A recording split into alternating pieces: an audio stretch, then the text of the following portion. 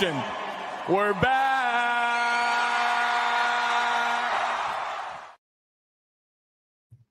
All right, welcome back to another episode of Fire the Cannon. I'm Rocky. And I'm Megan, and we are Fire the Cannon. We did it. Welcome back, Megan. How are you?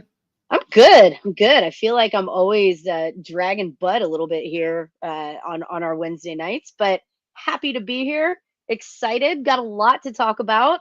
And listen, I can always be good. I can't be bad when Texas sweeps A&M in baseball. How could I be bad?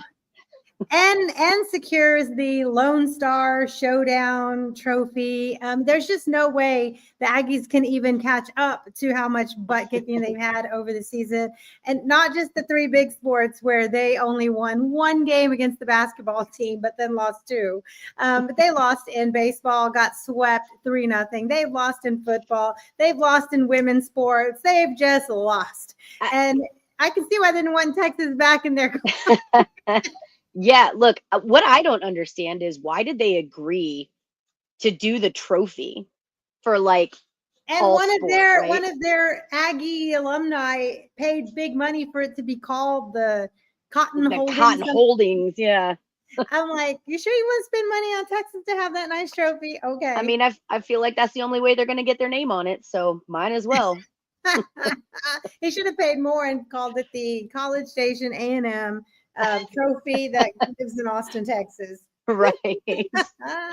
Yeah, that's great. So we'll talk about that. Texas baseball, we know, swept the Aggies this weekend. What you'll tell us all about the environment, all about how it went down. We have lots to share about that. And of course, we are going to give all of our NFL draft talk because the draft happened since the last time we talked. And we decided to narrow it down to 10 key talking points that we really wanted to hit about the draft and kind of go through all our favorite moments, the favorite players, the surprises, our thoughts on Quinn dropping to the 7th and why isn't Sark being held more accountable for that? Is it Sark's issue that the quarterback came in number 1 in the country and left 7th round draft pick?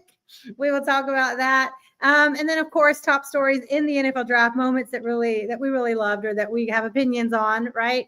And then, yeah, so much to talk about. And then, of course, we always take a moment for Texas athletics. We want to celebrate the volleyball for a minute and things like that. So lots happening in Texas athletics. We keep saying it's a slow time of year, but it's never a slow time of year. It's never slow for Texas athletics. Also, there's some Directors Cup updates that we should talk about too. So lots to talk about, Megan. Anyway, here we are. I'm still in Puerto Morelos for a little bit longer. And today was, for me, a 4-hour tattoo session. Nice. It's like I can't even move my arm, just cleaning up and adding color and tying things in. And there's a really cool artist here, and he just is, open to have fun and take his time and do cool things. And so that's what I did today on a beautiful day. That's where I was, in a tattoo studio. Very cool. Yeah, we've had good luck with tattoos in Puerto Morelos. Like that's where I started mine. Yeah, we met some pretty great artists there. I'm actually finishing mine tomorrow, so it's only been a few years in making. There was some don't want to drudge up old stuff or sad stuff, but my artist passed away in the middle right before we could finish it, so I found a new artist finally, and really excited to finish that up and finish style. So I love it. We're gonna have fresh tattoos together.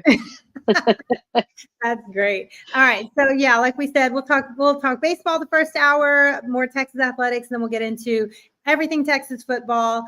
So let's give a quick shout out. We always like to start the show with a little positivity and what the student athletes are doing around the community. So let's start with a shout out to Colton Vasic, who posted this great photo at Dell Children's Hospital visiting some of the kids. You can see a few of the other players are in the shot. I think that's Trey Moore there. With him in the picture. Dell Children's delivers life-changing pediatric care. Support them, and he puts the link. And then, of course, this is through Texas One Fund. Opportunities for the players to get out and get back in the community. I'm sure they all find things that are special to them and go get involved. So good job, Colton Vasic. It's a bummer to see him in that sling because he's NFL talent. I hope he's healthy and ready to go this year. And huge opportunity. We know Westlake legacy. Longhorn legacy with his dad. So Colton Bassick doing good things in the community. It looked like a few other players were there too. Yeah, all right. Absolutely. All right, Megan, let's get to it. Texas baseball. So let's do it this way, Megan. Let's kind of talk about the going into the series, the pre-series hype, the excitement for the game. Texas was coming in ranked, the #1 team in the country again for was it the third week in the row? Yeah. Texas ranked the #1 team in the country, multiple rankings.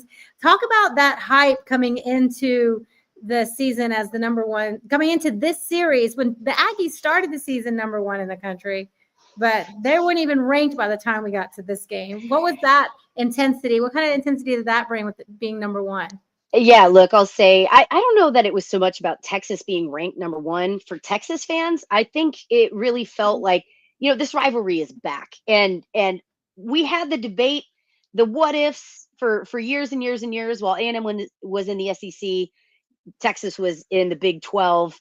Of course, the fan bases were chippy with each other, all these crazy scenarios, and well, I'm right because of this. But you couldn't prove it, right? You couldn't prove it because the teams didn't play except for on relatively inconsequential midweek games. So yeah, and maybe a tournament here or there. So yeah, absolutely. For me, I don't think this was about the Texas fans being, oh, we're ranked #1. I think this was about both fan bases having so much pent up, right? We knew that the football frenzy was at a high when that came back, when that game was there. We know that things get chippy with basketball. Now it's baseball.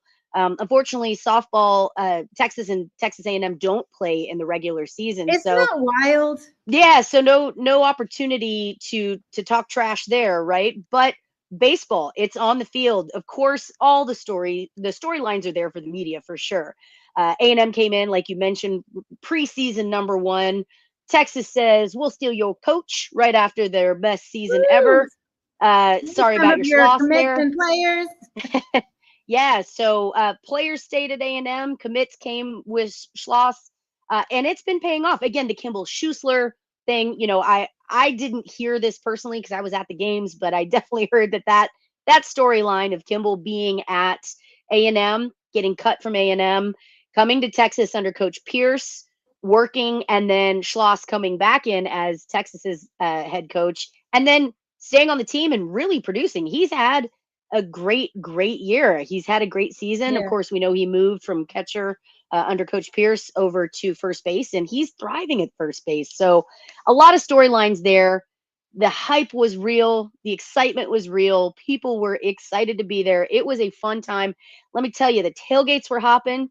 Shout out to left field as always. I feel like our little tailgate was going crazy. We saw some folks that building up their tailgates bigger than they had all season. So it was fun. The weather, got a little dicey, but it was overall an incredible experience and an absolute brawl. I will tell you this. I don't think anybody came into that weekend thinking, oh, we're going to just go crazy, right? We predicted on this show, we both had Texas taking the series, but maybe not sweeping, right? We thought it would be we thought would be just dreaming, right? kind of bonkers. Yeah. So yeah, I mean, I think that's something we can talk about, our keys to the game, what happened, what didn't, from our predictions. But Texas, let me tell you, they came out and it was just win, baby, win. The thing that has been the most impressive about this team, and I've said this a time or two now, is it doesn't matter how down and out Texas is. Of course, Texas has gone through some injuries, losing that Friday pitcher and Jared Spencer, hoping that he has a speedy recovery, but it is absolutely looking like we will not have him for the rest of the season. Right. He did go in for surgery. So, that's cause for concern, right? Pitching matters. We've seen Max Ballou still out, still progressing. We hear that, but one of the biggest producers this year out for so far. He looks like he's still a couple weeks, 2-3 weeks away from a return. So Max Ballou being out, that's a concern. We know that Doza was banged up a little bit. He's only DHing. A-Rod just coming off of injury. So this Texas squad was banged up. And of course, we know that A&M really had that fire to win. They were going to play emotionally. They were going to play hard. And they're a talented team. To look at Texas A&M, yeah, they started off really rough.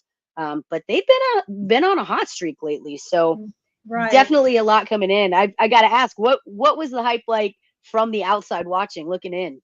Okay, well let's kind of set up going into this game, because like you mentioned, you and I predicted a series win, but we did not predict a sweep win, right? So we know Right. Texas, after that loss to Texas State at home on April 1st, since then they've gone right 15-1. Their only loss being that crazy 15-inning game at Kentucky, and they even got their revenge at Texas State in San Marcos, in a 14-run, 25-run game, right? So we saw that. So they've won 10 in a row. They're one, the number one team in the country. So you could tell the excitement, and watching it on TV, you could see the chippiness back and forth, the players, making comments as they went by. And we'll get into that in a minute, how the chippiness really got built up to the point of an ejection of a player, right? But you could tell the crowd was packed, lots of maroon in the stands, but not near as many as I thought there would be. So it looked still like we talked about this going in, that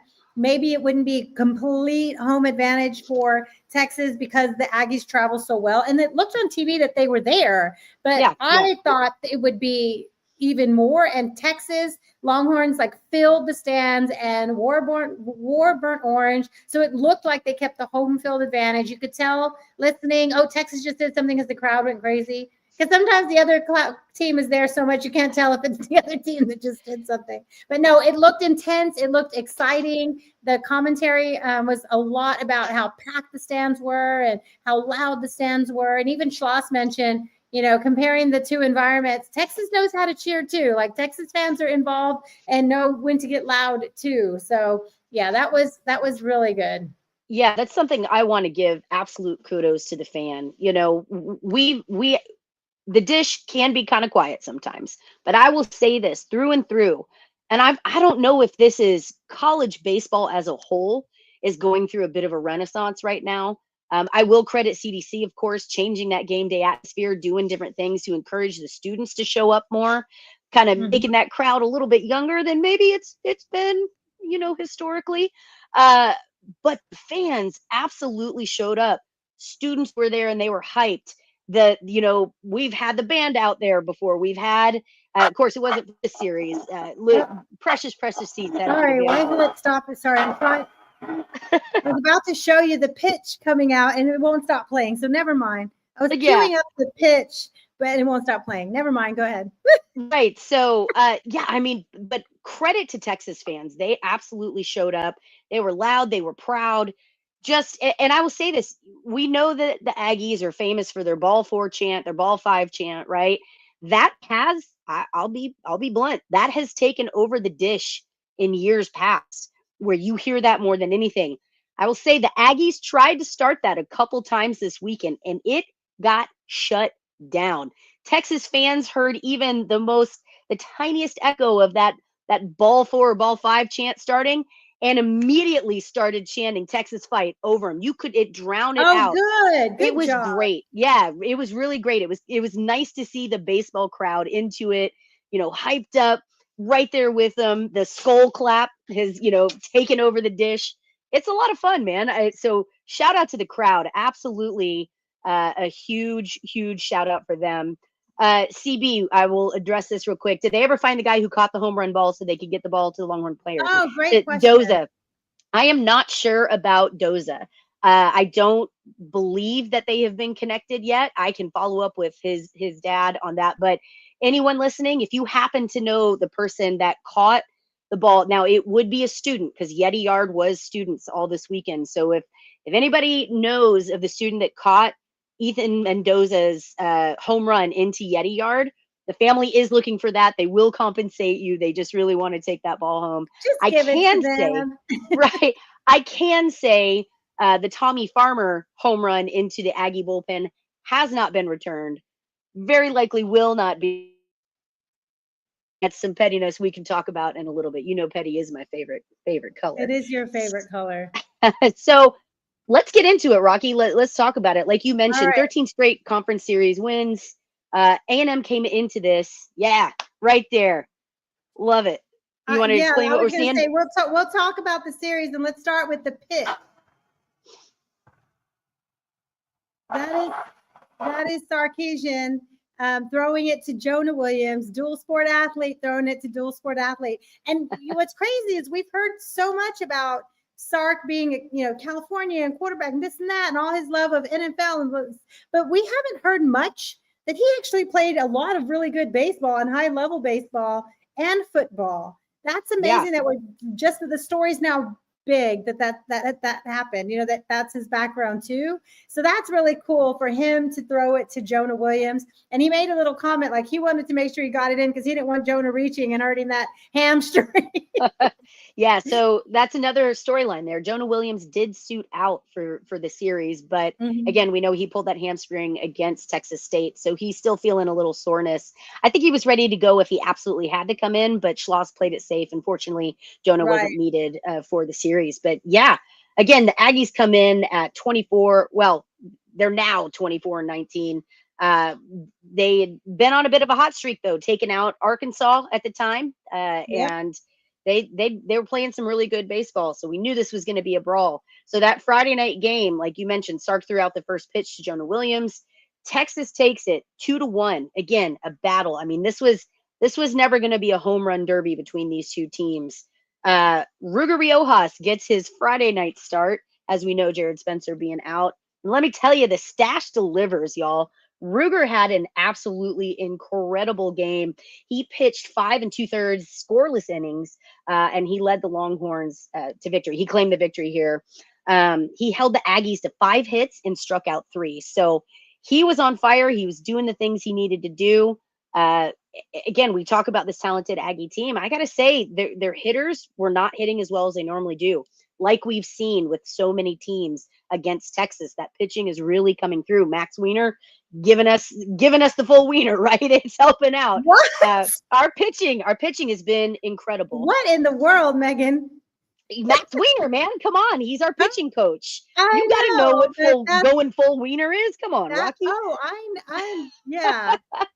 So go ahead. Too many jokes for my immature brain to handle, but I know. Well, let's talk Ruger Riojas quickly because you mentioned him, and so I have one funny story and one cool clip.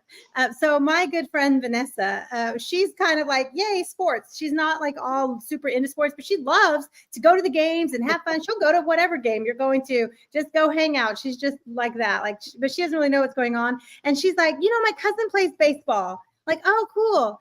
He's pitching at Texas. And I'm like, oh, sure.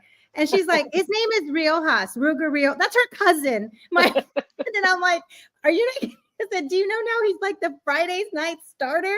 And she's like, oh, good. I'll tell his dad. Oh, good. Is that good? She's like, okay, I'll message my uncle good luck too. That's her cousin. And I'm like, oh, that's pretty awesome. So I like, you should try to ask, can you get Well, you should let her know that Texas fans love Ruger Riojas. So yes, and let's show this clip because I know you have me now where I can really appreciate this clip. Let's start it from the beginning and let me put the sound on.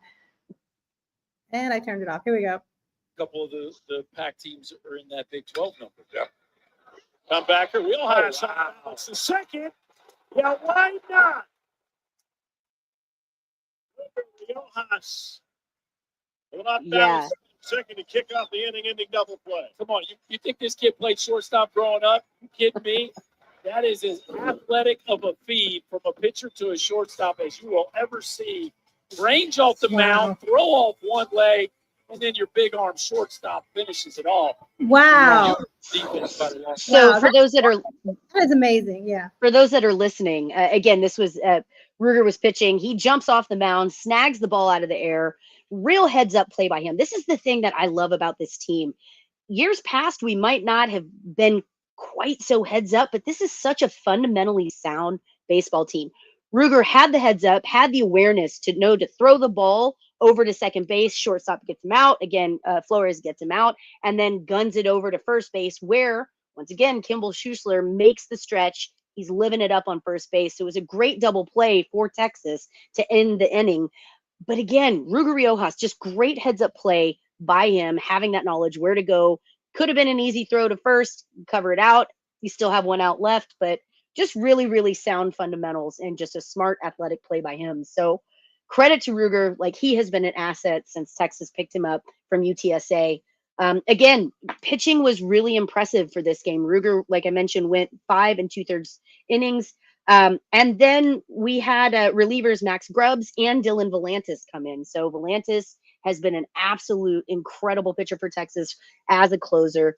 They combined to limit the Aggies to 1 unearned run and on 3 hits across the final 4 and 1/3 frames. So again, pitching was good. We were smart. Aggies weren't able to stretch out that bullpen like they were hoping. Really, it was nice to see our pitchers go the distance there.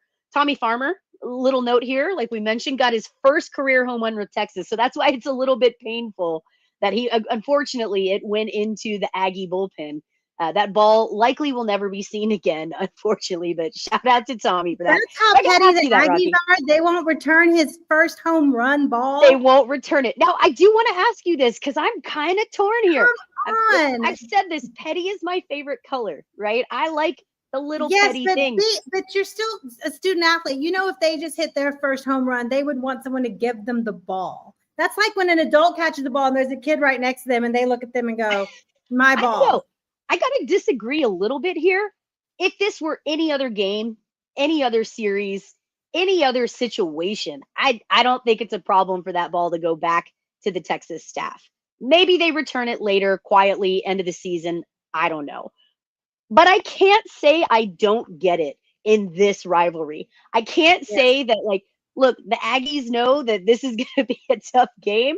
Maybe they're thinking they're playing mental games here, just little mind tricks, little mind games. And they're like, you know what, F you, we're keeping this ball. I respect the pettiness. I mean, it was the home run that ended up being the winning run, right? Exactly. I mean, that's a painful home run for them. I respect the pettiness here, though. I don't love it. I hate it for Tommy Farmer, but I respect the pettiness. I got to say that. I do. So another player that showed up real quick was Gumbo.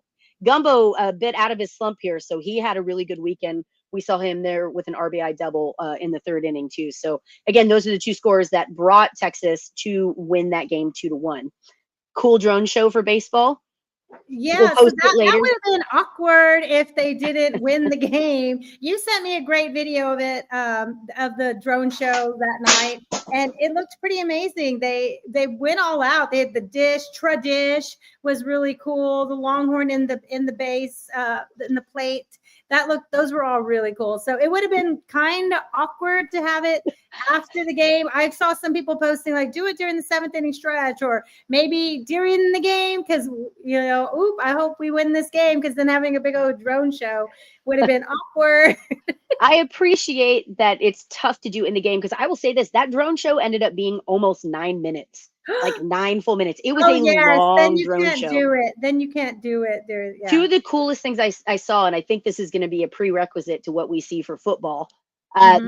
This was super cool. They put a T-ring up, a 3D T-ring. So for those that don't know, the T-ring is what you get when you graduate from Texas. Student athletes get their T-ring when they get their degree from Texas. So that's a really special thing. And they put that up in the sky, just massive, and it was rotating. Really cool thing.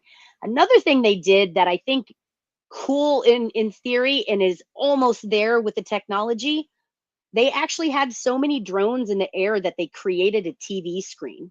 And when I say that, they were actually showing plays, like full on video, playing in a dot matrix essentially from the drones. Now, in person, it was a little tough to see. It was kind of like if you squinted your eyes a little bit, made your eyes kind of blurry, you could actually see what was going on. I think with just a few more drones, there's the T-ring on the screen. Thank you, Rocky. That's perfect. With a few more drones and a little bit more practice there, I think this is going to be a really cool thing to see. So maybe a little teaser for what we see during football, but I thought that was a really neat thing. And it was cool to see the team sitting on, like they were like kids at a drive-in movie. They were sitting on the grass. They were sitting there watching it. So cool. It was very cool. They can celebrate and enjoy that drone show. Did the Aggies stay and watch? They did not, Rocky. Well, were they not. somewhere burning Farmer's Ball? Probably. They were probably all right. trying So we know 3 wins, but each one was only a 1-run win. So that first Friday night was a 2-1 win. Let's get to Saturday, a 3-2 win. And every game was a nail biter. Every base, every hit mattered, every pitch mattered in these games. So let's get to Saturday. And that's when things got heated, right? Things got heated with Cash and we'll get to that, Cash and Gasparino. So let's talk a little bit again. The pitching was extended that weekend. Let's talk about Harrison, Burns, and Volantis, how that went down on Saturday. Yeah, absolutely. Luke Harrison did real well. Went for 6 innings, and it was a 1 run. He only allowed 1 run, and he struck out 6. So really, really solid opening for Harrison. He was nails. Thomas Burns came in. He definitely was not quite as consistent as Luke was, but his fastball up to 99 miles an hour. He was one of the fastest pitches that we saw all weekend. So that was really cool. And then we saw once again Dylan Volantis. Now, I was a little surprised by this, Rocky, I have to say. Typically, we have seen Volantis used like this before, where we know we need him to close out a game. There's not a whole lot left, right? He pitched the night before. But again, I thought this was really strategic by Schloss. Again, Volantis only pitched for 2 batters here. So I thought we might have saved him for Sunday, just in case. But Schloss was not leaving that door open, wanted to close it out, make sure that there was no doubt. So Volantis came in, once again, only using 3 pitchers. And one of those was Volantis, who had pitched the night before as one of our 3 pitchers. So again, really great that we were able to preserve those arms that really carried Texas through.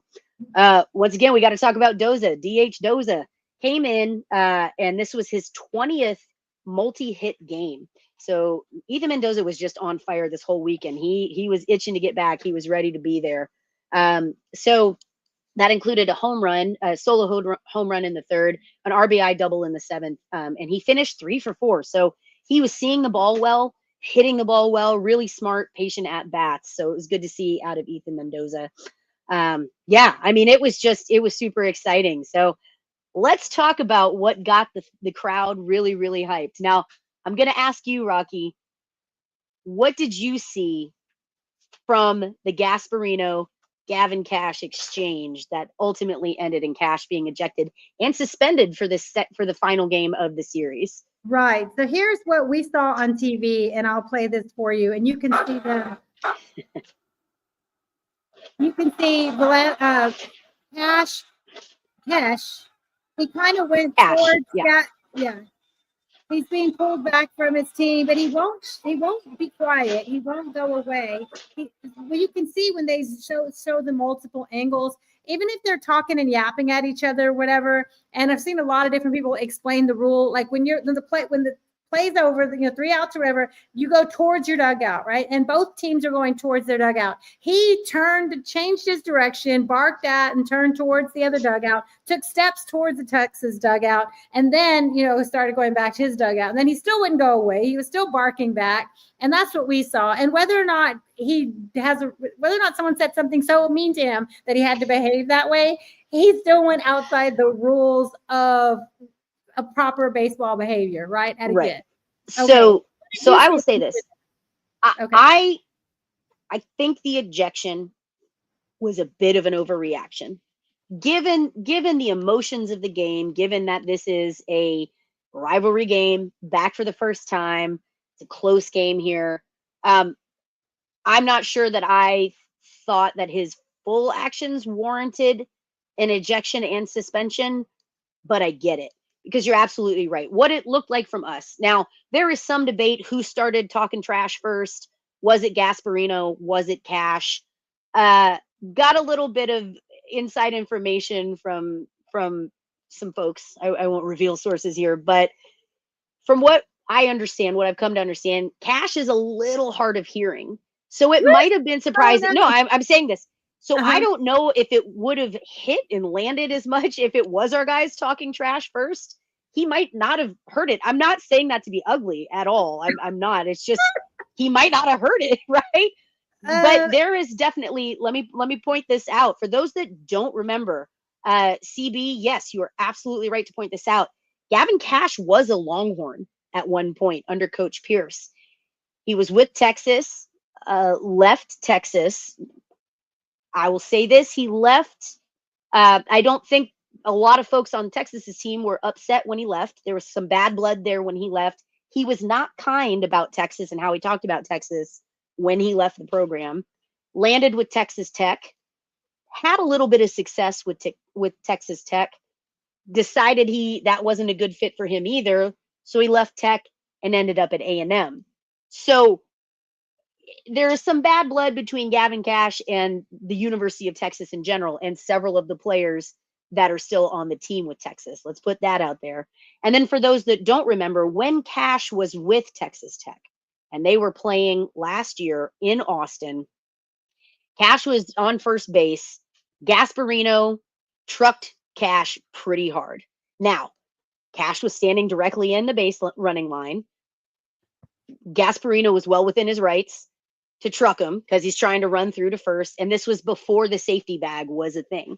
So Gasparino trucked Cash pretty hard. A lot of bad blood there. That was reviewed heavily. It was found, no wrongdoing on Gasparino's part, but there was a lot of barking going on there. So on top of the bad blood between Gavin Cash and Texas, you got to add the bad blood between Gasparino and Gavin Cash, right? So that added to it. I think that it added fuel to the fire that it was Gasparino that was chirping back and forth with Cash. But you're absolutely right, Rocky. The way that I saw it, Cash was John.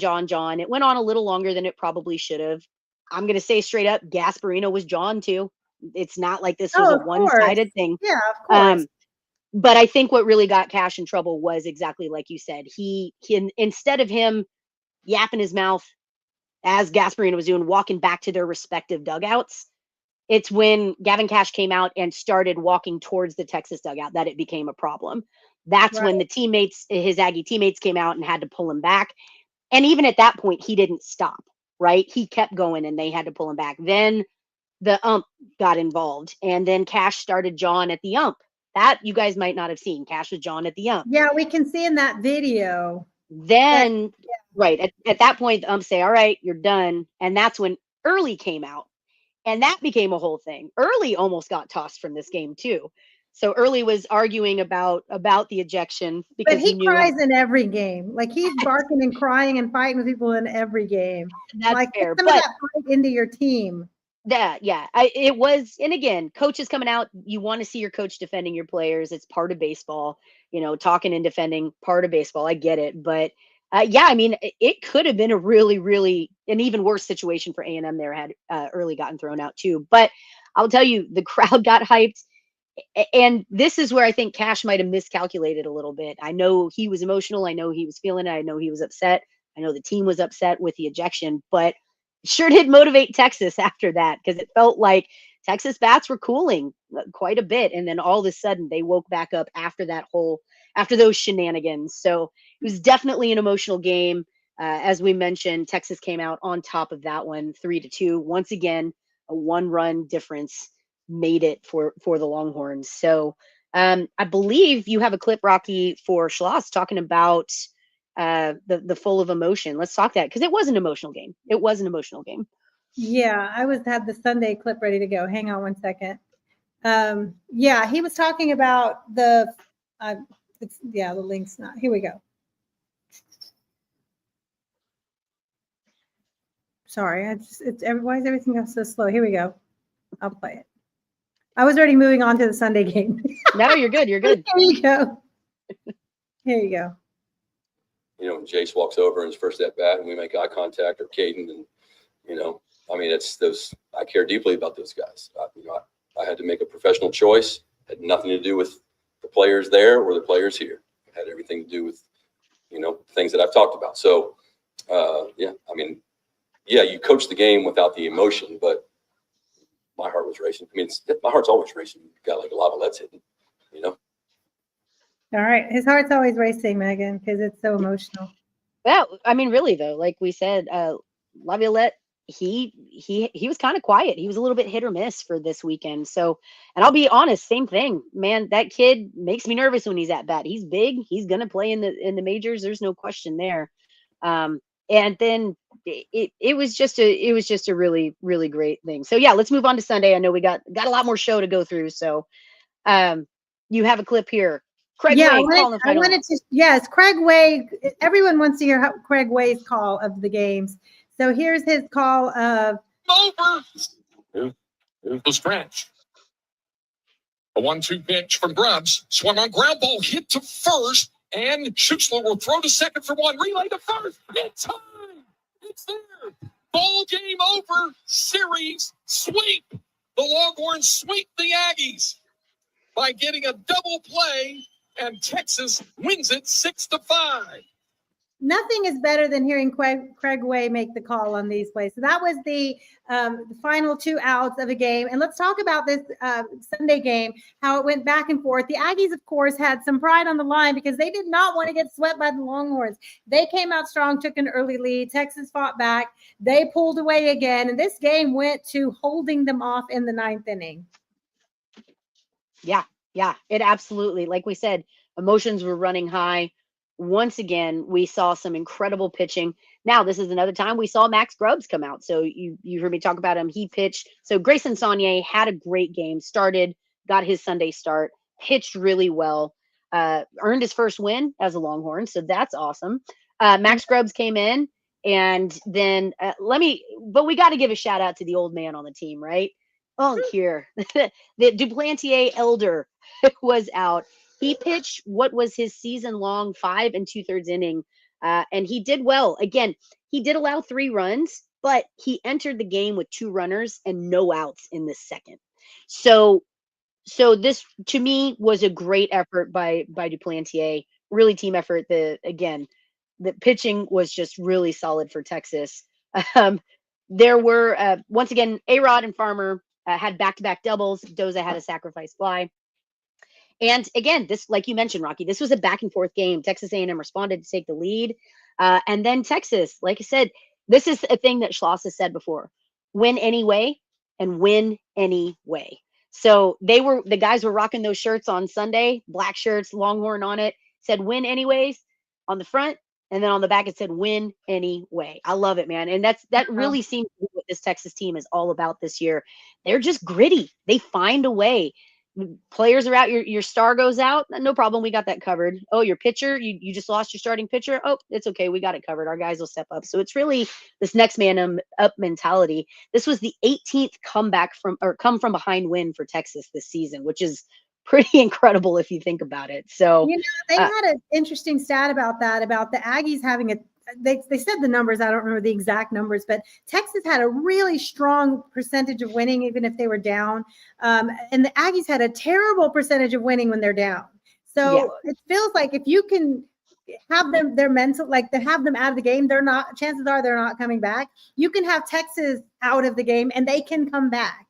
So that was also a thing when these tight 1-run games, that mentality and knowing that you're down, but you're not out, matters in these kind of games. That confidence is going to really build with the postseason coming quickly. For sure.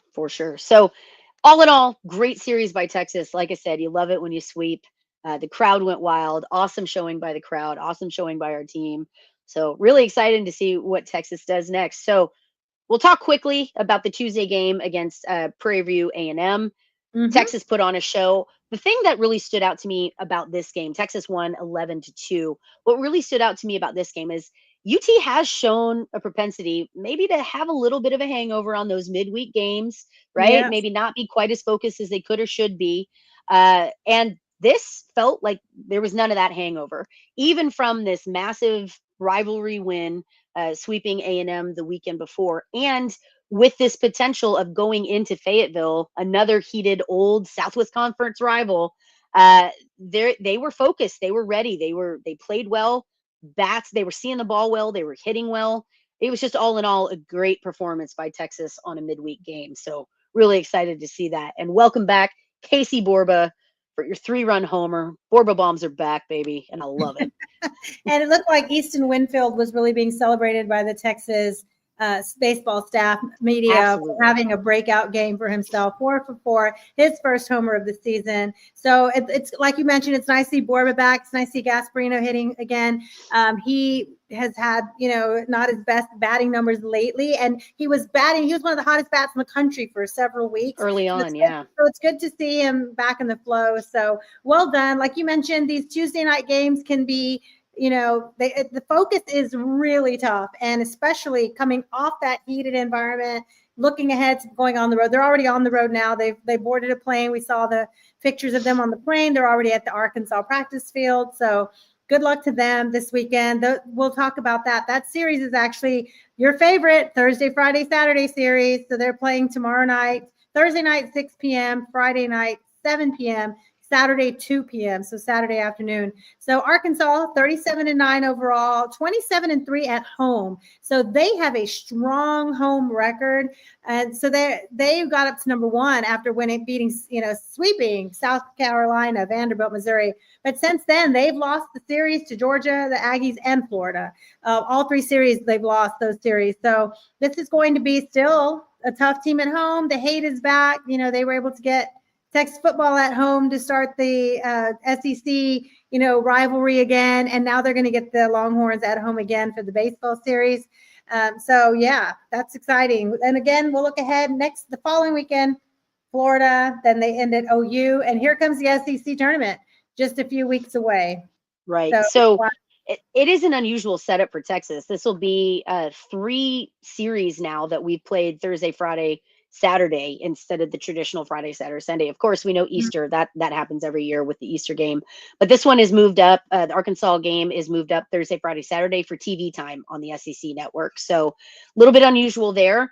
And I will say this, y'all, looking into it again, Arkansas, you're right, Rocky. They're not on the hot streak that they want to be, but this is still a very dangerous team that is very, very good at home. So I don't want anybody thinking, because, Arkansas isn't hot right now, that this is going to be an easy series. I think this is probably going to be the biggest challenge for Texas that's left on their schedule. Again, at Arkansas here, then Texas comes home and has that Florida series at home. That is the final home series for Texas.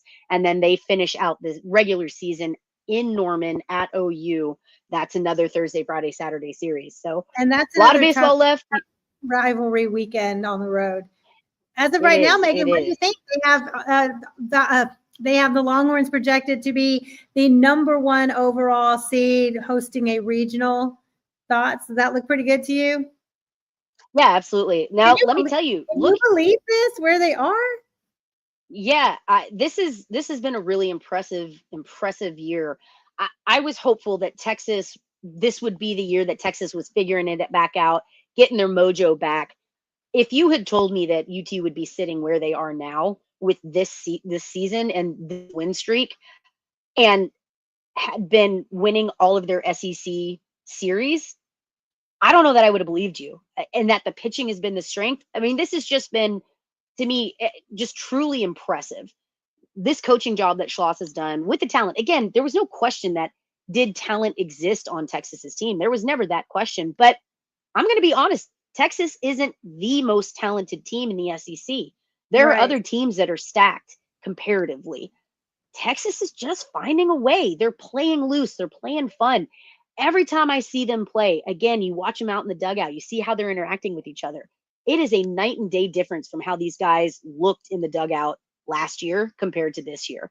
They're having fun. They're enjoying playing baseball again. So that's really encouraging. And I don't know, man, this is where I need to temper my expectations, because at this point in the season, if Texas goes in and dominates in the SEC like we think they may do this year, that's when I'm going to have to really put myself in check and say, look, this isn't an Omaha year as far as like winning it all. This to me is a Texas team that has the potential now to win it all. I wouldn't have said that at the beginning of the year. Goodness gracious, if they keep playing and keep finding ways to win, there's that distinct possibility. So I mean, they've spent a lot of time with the last few weeks with every major poll giving Texas the nod as the best team.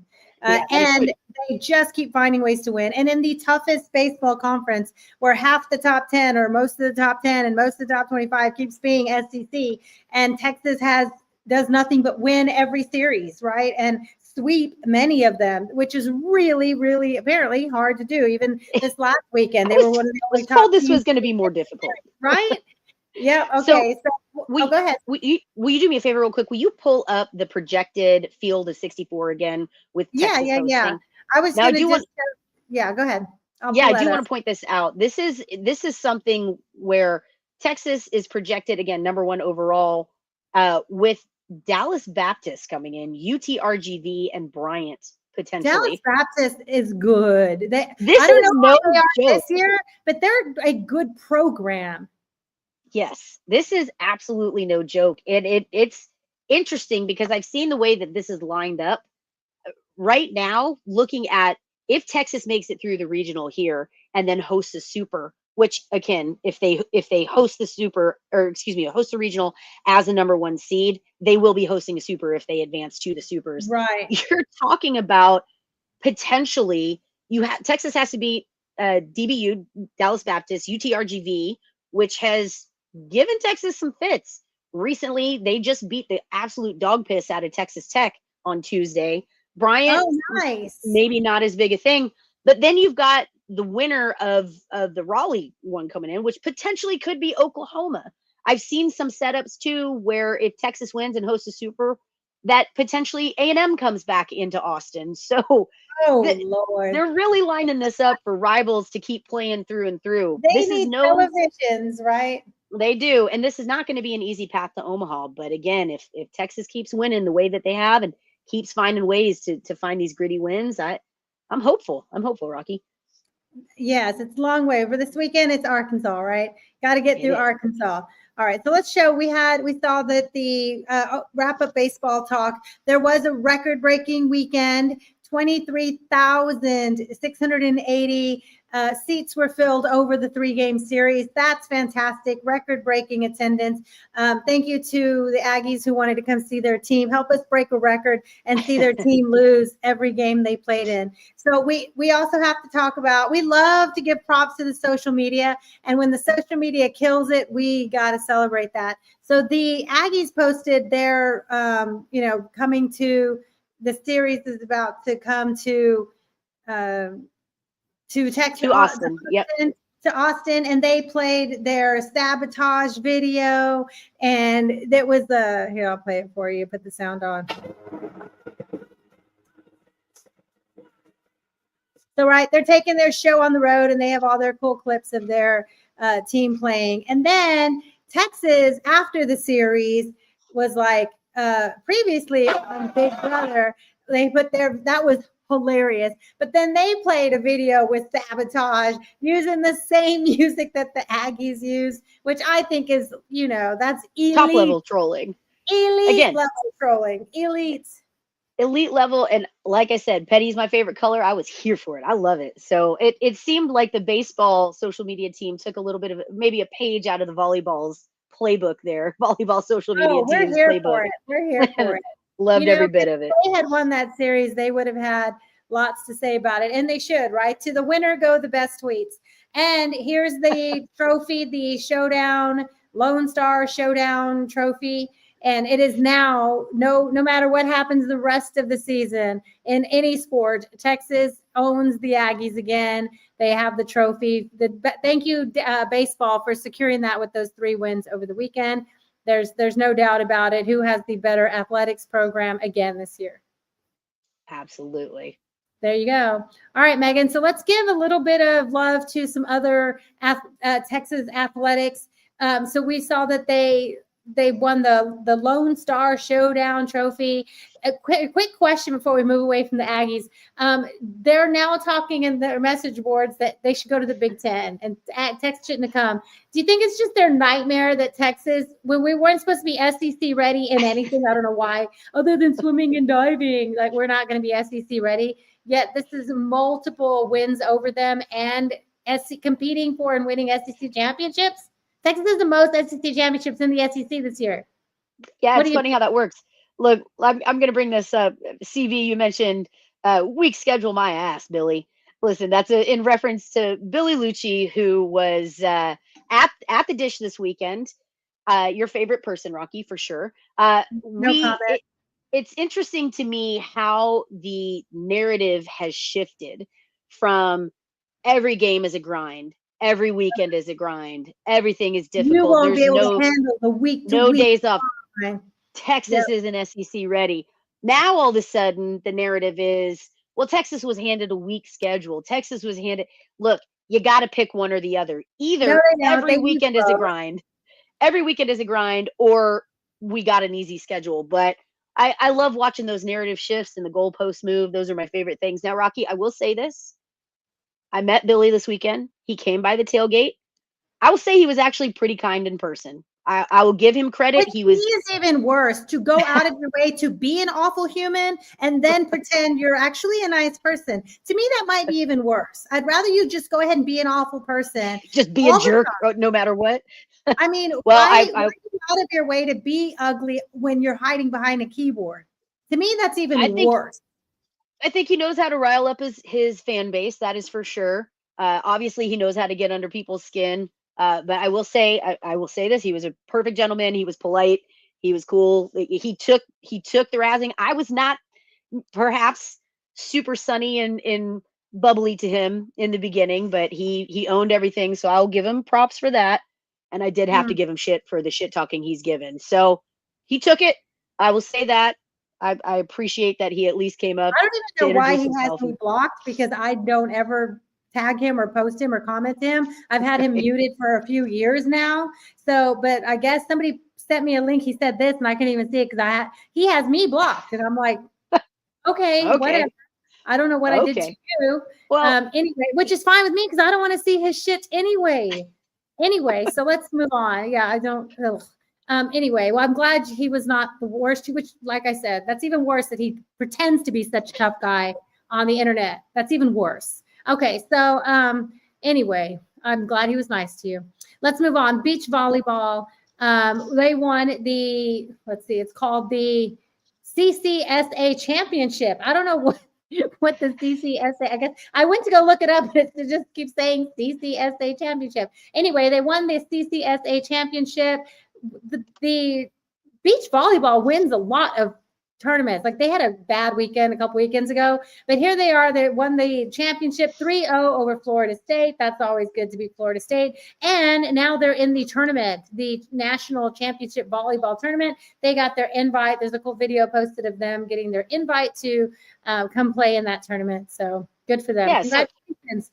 So today you'll learn the CCSA stands for Coastal Collegiate Sports Association. So because beach volleyball is a pretty unique sport, not every single conference has beach volleyball. So that's where a lot of the schools that go into that have beach volleyball play. So look at that. Today we learned together. Well, they're the champions of that. Love it. Good. All right. So unfortunately, we do have to mention Texas softball. And we love to celebrate the women. And I mean this in the way that it breaks my heart that there's just that wall. And every moment, every now and then they do get a win over OU. They got to face them in the national championship, College World Series championship recently. But it just feels like there's something that, there's always that one team that has your number. Right? Yeah. Like, this year for Texas, it was Georgia football. Even it just on paper, it looked like you should be able to handle them at some point, and they just have your number. And what is it about Gasso just having Mike White's number? Yeah, I putting up 8-9 runs a game on Texas. What do you think? Yeah, I mean, again, OU is a tough team no matter what, whether they're in a slump or not. They are still, now they've looked beatable this year compared to years past where they've looked just absolutely unstoppable. But it's still a damn good OU squad in Norman. That was a tough. We knew it was going to be a tough weekend series. And I'll say this, you're absolutely right. Patty Gasso just seems to be Mike White's kryptonite at this point. Hopefully we'll figure it out and get over that hump. I'm confident we will. But there is a little bit of concern for Texas softball right now. Texas softball feels like they're in a bit of a slump. They're maybe not as hot as we want to see them going in towards the end of the season. runs have been hard to come by. And, we talked about the LSU series where Texas took it, but it was by a couple of walk-off grand slams that kept him in it. Things that you don't count on those as ways to win. Right. So a little bit of a concern for Texas bats right now. It seems like they are just not seeing balls well. They're not hitting well. So that is something that if Texas is going to advance and make it back to Oklahoma City this year for the Women's College World Series, I'll be honest, Rocky, that feels like a really tall order for the way this Texas softball team is playing in the moment. Now, we know they're fully capable. They hit #1 this year. We've seen them play great softball. Mm-hmm. Like we mentioned earlier, the SEC is tough. You talk about every game is a grind. It's true for baseball. It's true for football. It's true for softball as well. I mean, this is a hell of a conference for softball. So hopefully Texas can figure it out, kind of get their juju back, find their swing again, and start hitting. The defense has been pretty well, but mental errors, just mental lapses, and not being able to hit the ball well has really hurt Texas here recently. Right. So they've lost 6 of the last 9 games. And for being, like just a few weeks ago, #1 team in the country, to be really struggling, to get runs on the board. This weekend they were able to get 6 runs in the first game. They only got 2 in the second. And they fought back hard and tied it up 8-8 in the last game on Sunday. And of course, they didn't want to get swept, just like the Aggies were trying to fight on Sunday. But man, that OU finds a way. They find a key hit. They took it 8-9. So that's a bummer. I feel bad because when your biggest rival, like you don't want to go in there and get swept. And then you see the former OU players, the ones who just graduated, all they do is win championships. They have multiple rings. The women that had graduated were in the stands wearing all of their championship rings, like just baller. Good job. I would. To them. Look, I can't fault them. I would too. No, I'm saying that's amazing. Good for them because they're balling. They earned those. They know how hard it is to win championships, and they are showing them. Like Texas always says, the standard is the standard. At OU, that's the standard. And as much as Coach Gasso, she says the right things, that the pressure's not on them to win a championship now. It's to get better every week and play well. She says the right things to them, but it's the elephant in the room. Is the standard at OU is to win national championships in softball. And when you have the former players who you just played with last year, the year before, coming in, they're all hands are loaded in rings. That's the standard, right? Yeah, so the pressure is always going to be on OU for a while until someone dethrones them consistently. It's their championship to lose, right? Because they know how to win them. And I wish it was Texas. And I hope they figure things out, and hopefully they get hot at the right time, which is what these series and these season tournaments and going into the SEC tournament and then into the, hopefully the College World Series on the path to that. Hopefully those come Texas' way, especially at a lot of the year, one of the best teams in the country. So, yeah, they have a home series this weekend against Kentucky, so people have an opportunity to see them. Also, again, Thursday, Friday, Saturday, like baseball. Is that because finals and things are coming up? They want to get everybody done playing by Saturday, yes. Right? Yeah. And then the following week, they say that, but then the next day they're in SEC tournament play on the 6th, the week of finals. Yeah, finals play into it, but I think finals are going on right now. I think it's more the SEC tournament that is pushing this up to get them a little bit of rest before that starts. Because the men are playing Thursday, Friday, Saturday too. So anyway, the next week, starting Tuesday through Saturday, is the SEC tournament. So hopefully the women play, get a few good games in that tournament and show well at the SEC championship. And then one last thing before we wrap up Texas athletics talk. Did you see that that Texas Longhorns are the most traveled team in 2025 season of all the teams in the SEC? I heard we had an easy schedule and everyone just came to us and everything was so easy. But it turns out the Texas Longhorns will have traveled 9,077 miles over the last season. I mean, I'm sure it's also because regionally we're the furthest to the west, right? I mean, Norman is north of us, but we're at one end of the region, right? So Georgia in the smack dab in the middle of everyone. So they travel the least miles. But yeah, we're at 9,000 miles traveled. But look at the Aggies. They're only 100 miles east of us, and they have almost half the miles. So we had a pretty tough traveling season this year. We should pay more money so we don't have to be traveling so much. Yeah.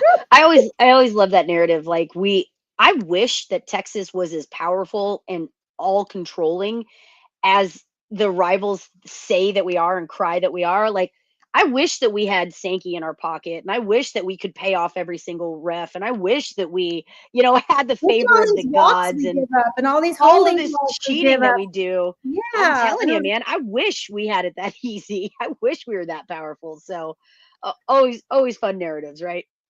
All right, so let's give a couple of shout outs to some comments we have. Our friend Paolo said, "My sweet friends, hello to both of you. So good to see you again. Hope Omaha in the summer." Oh man, that would be amazing. We know you would love to have the Longhorns there. And then yes, CB, we'll talk about the photo in just a bit. The RBU photo that, of course, blew up again this week because it's complete. We'll talk about that when we talk about the draft. So we'll get into Texas football. But first, Megan, Rockin' Diamond S Ranch. I am so proud of you. You nailed it. You nailed it, my friend. I wrote it, so I would say it. Probably. I'm impressed. Give it to him, Megan. Well, let's talk about it. All right, y'all. If you were looking for just an incredible Texas experience, bit of a getaway in the Texas Hill Country, look no farther than the Rockin' Diamond S Ranch. It is a perfect Texas experience for all things in the Austin area. If you need to be here for football, if you want to come in for regionals, super regionals, if you want to check out softball, want to check out any of the sports, or just get away with the family, you've got to check out Rockin' Diamond S Ranch. It's seated on 120 acres in the beautiful Hill Country near Johnson City, and it's just a quick drive to Austin or San Antonio. The property sleeps 14 with one primary home and 2 fully furnished cabins. There's so much to do there too, y'all. You can go wildlife watching, you can fish, you can play with the Longhorns. Shooting's your thing, you got the space to do it out there. There's indoor and outdoor eating and cooking areas. As you can see, the full pool right there. If you want to take a dip in that hot Texas summer, it's a great place to do it. And it's just 5 minutes from downtown Blanco with breweries, eateries, shopping, and more. So again, plenty going on in Austin. Plenty going on in the area. If you need a place to stay, please give our good friend Chuck Smith a call. He is the owner of Rockin' Diamond S Ranch, and you got to check him out online. That's rockindiamondsranch.com, or give Chuck Smith a call at 512-694-1969 and reserve your perfect Texas weekend today. Oh.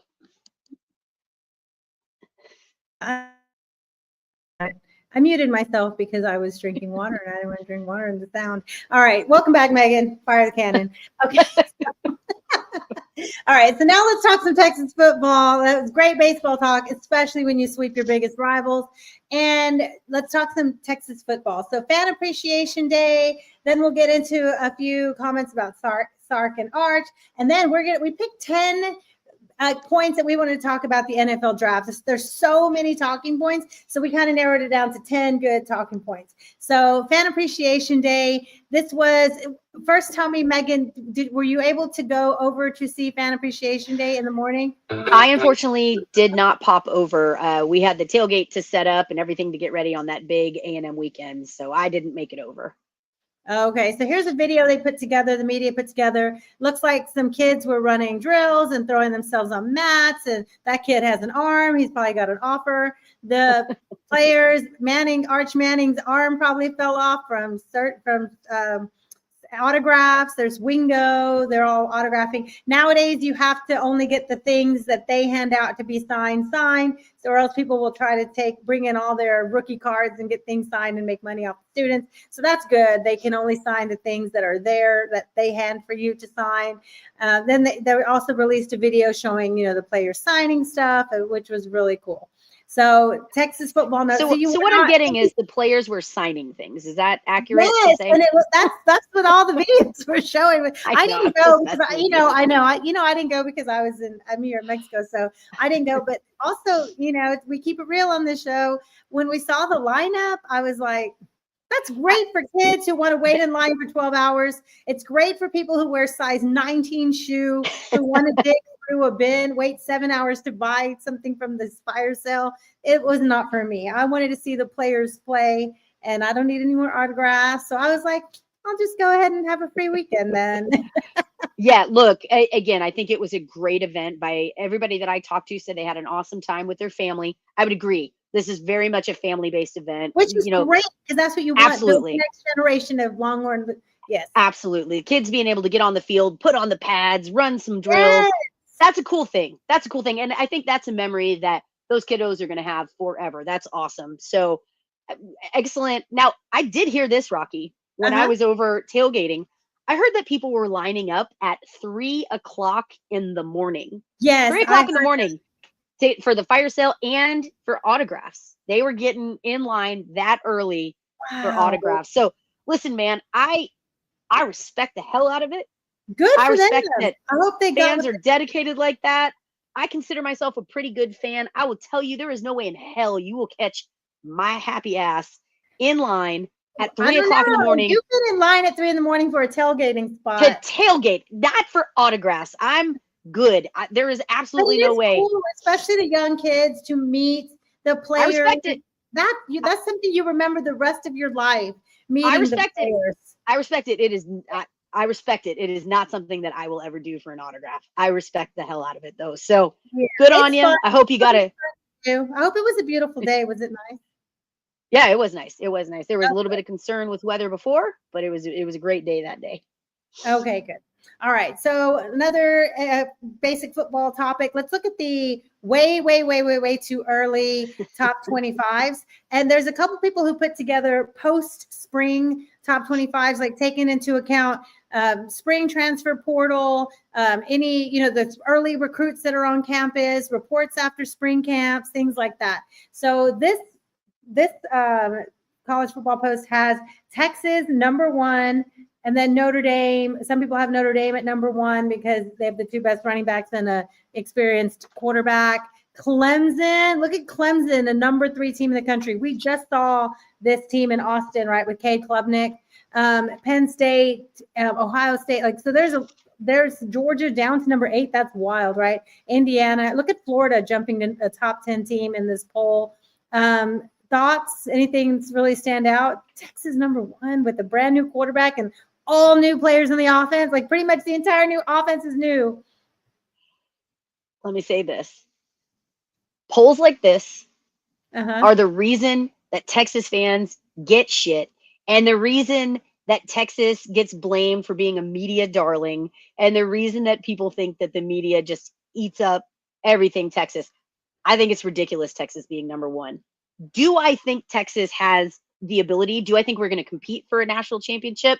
Yeah, we have the talent. I think we're going to be right there with them. But putting Texas as a preseason #1 with all of those things that you mentioned, Rocky, we got Arch coming in. Now, I am supremely confident in Arch's ability. I think he is everything that he has been built up to be. I think he is going to be a game changer for Texas. And I'm confident that our O-line that's coming in is going to be great. We saw Trevor Gooseby perform really well when he was called to duty last year. I think these guys, if there's anything I've come to know, it's that Coach Flood is going to have these guys ready, no question. But there are still so many questions. Again, running back, coming, that room is going to be rich again. I just feel like there are so many pieces. I'm confident that Texas is reloading. I'm confident that Arch Manning is him and who we think he is. I'm confident that this team is going to be prepped and ready and hungry and pissed off, right? They are going to have a fire burning deep in them. But preseason #1 feels to me like you're buying into the Arch hype too much. You're crediting too much to hype versus what the actual pieces are. I'll just say that. I don't know. The roster, especially coming off adding the #1 recruiting class, the roster is built. I think there's insane talent, but the experience on the field isn't.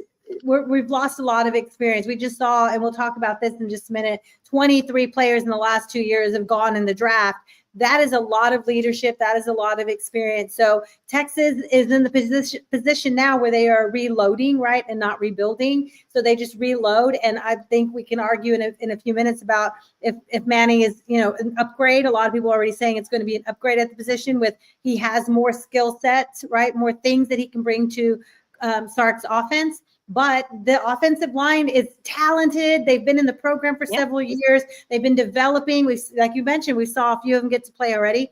But it still is going to take time for them to come together and get real reps against opposition, that is scheming against them, as opposed to, it takes it a step above practice, right? So should they be the number one team? Why not? There's probably 5 to 8 teams that you could argue are legit contenders going into the season, and we just showed that list.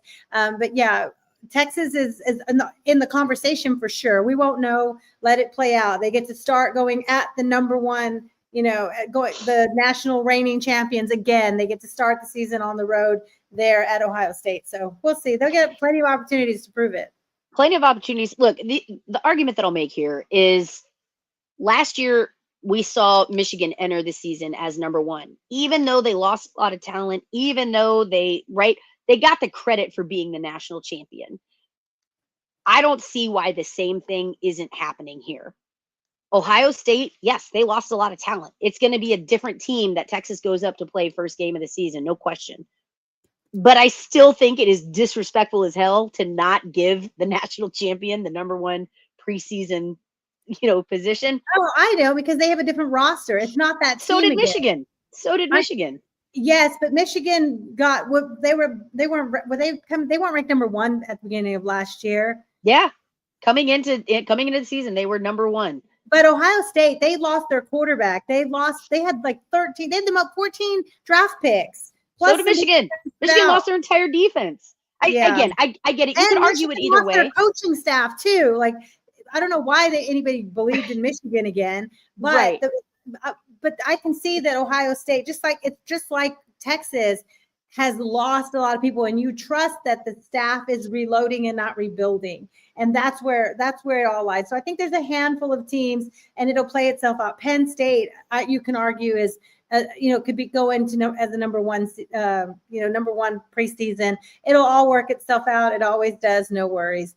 But the couple of cool stories coming out about, Arch Manning, we'll talk about the draft and how already people have him as the number one pick next year, even though his family has said repeatedly they want him to get many starts in college. They want him to play 2 or 3 years, his dad said, right? So we count on him 2 years. Hopefully, we have him for 2 years, but they already have him. They're already saying that he declined to be the cover of. He and Sark declined to be the cover of the big photo shoot for the college football, and they already have him as the number one draft pick next year.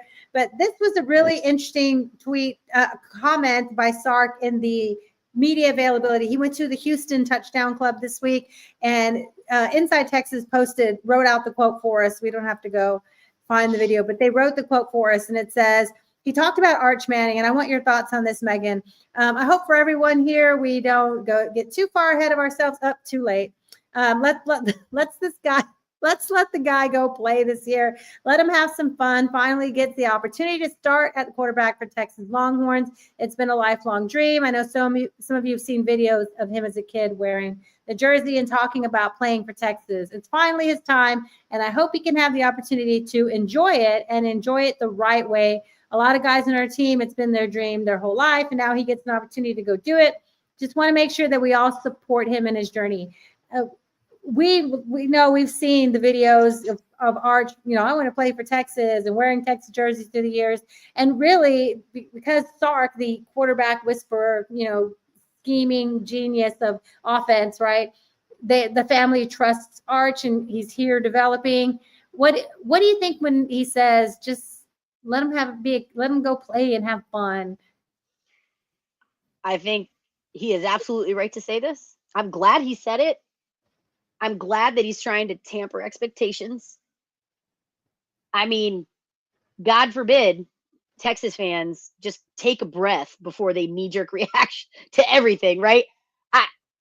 I think there is very real potential, right? Right now, Arch Manning is the golden god. He's played well in the games that he has been in, but he hasn't had to play all season.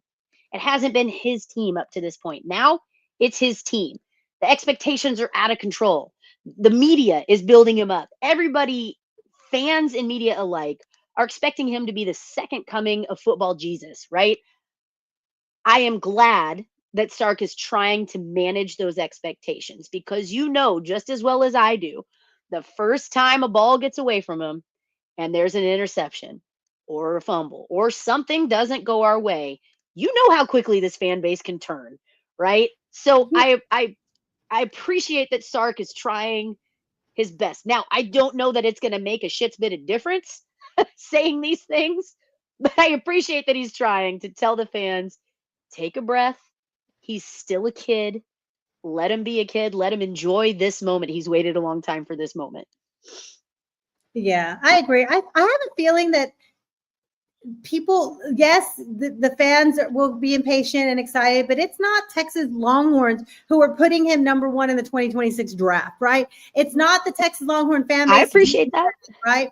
It's Vegas numbers and it's media attention and it's clicks. If you talk to any Texas Longhorn who follows football closely, they will say they're expecting him to be two years, And if he does, like Sark said, I hope he has a really tough decision to make after this year, which means he blew the doors off, broke every record, did all the things, and he's done what he needs to do in college. Is that a championship? Is it a Heisman? Whatever the things are, his personal goals. If he feels like he's done that in one good year and that's enough film for the NFL and he's ready to go, that's his decision, right? But everything his family has said is there's no rush, right? It used to be the rush of hurrying up and going to make lots of money in the NFL is usually, and don't want to risk injury or things like that. But they're not hurting for money before he got to campus. And he's the highest paid NIL, well-deserved from his name and image and likeness already, right? He's getting the biggest deals with Red Bull and Waymo and Viore and these big names. Like, people want to do deals with him. So there's no rush, right? Rush out. So it's not Texas that's saying he's going to the NFL draft in 2026. Respect, yes, that particular part, but respectfully, I wholeheartly disagree that fans don't have unrealistic expectations and won't turn on a dime if I think people are going to be like, when he throws his first interception, oh damn! They're not going to be as quick to get mad as they were with Quinn. I don't know. I hope not. I hope not. I hope people are patient with him too, and have a good time. Enjoy the ride, because we only get him for 3 more years. I'm just kidding. All right.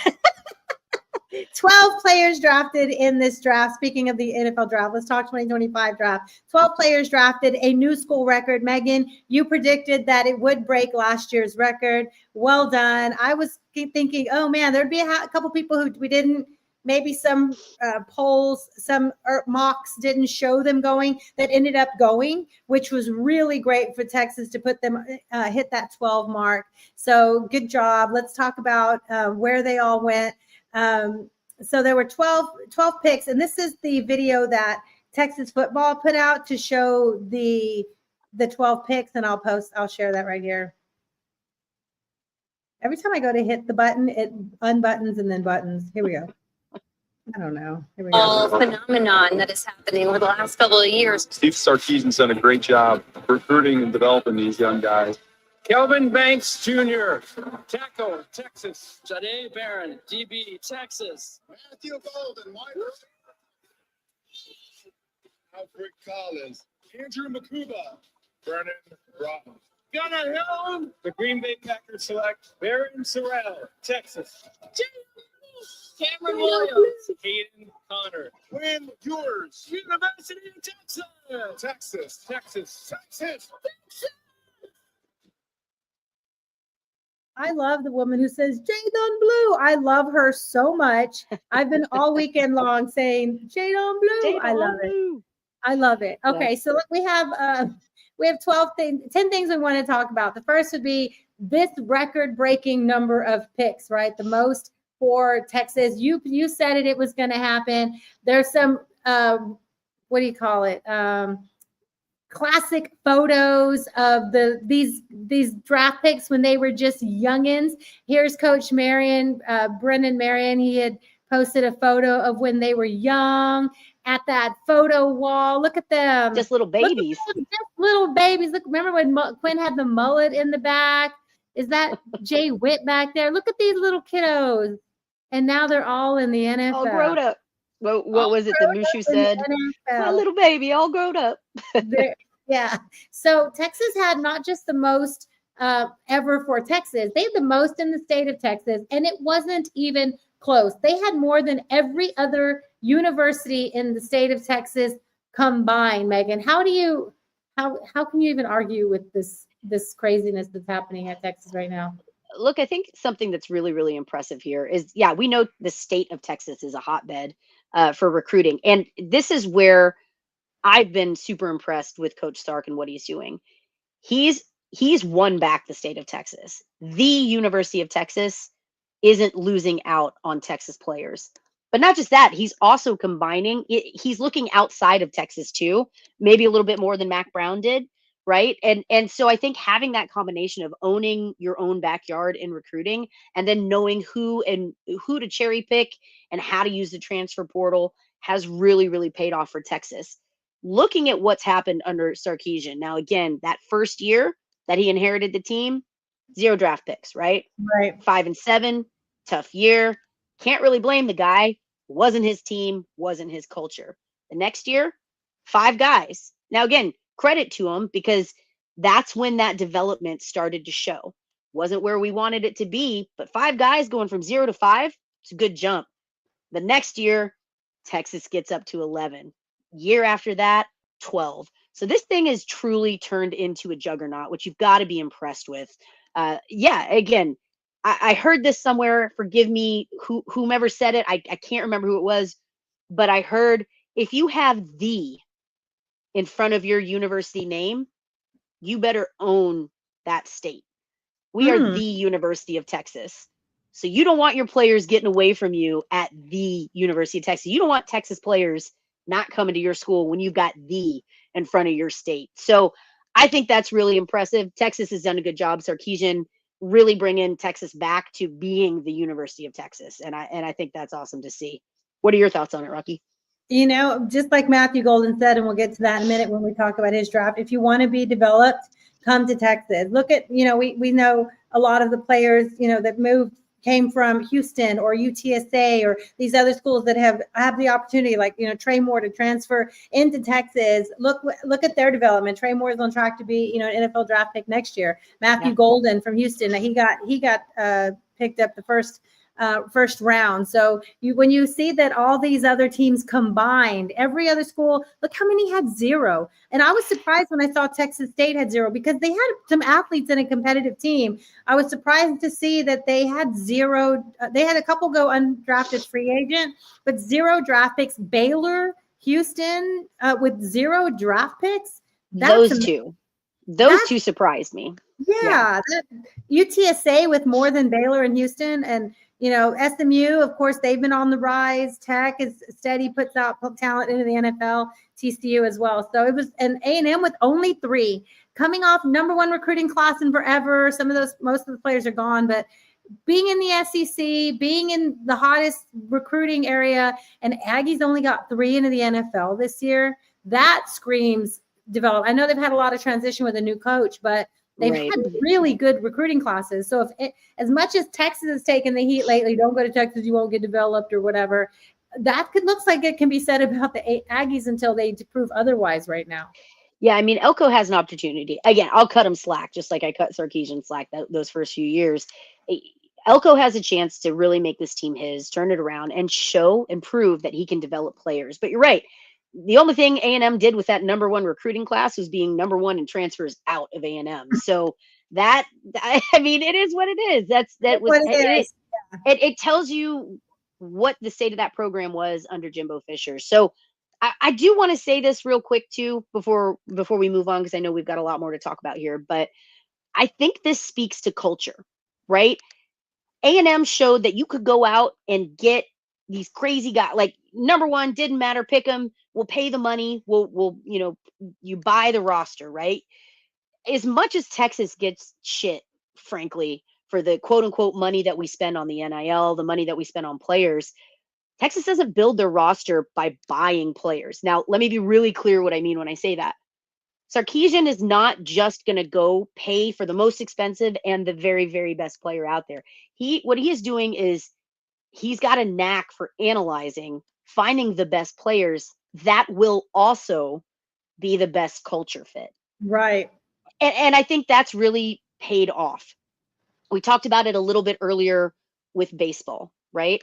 How the team has completely turned around and how they were playing for each other. This whole year they've been playing for each other. They're having fun playing baseball again.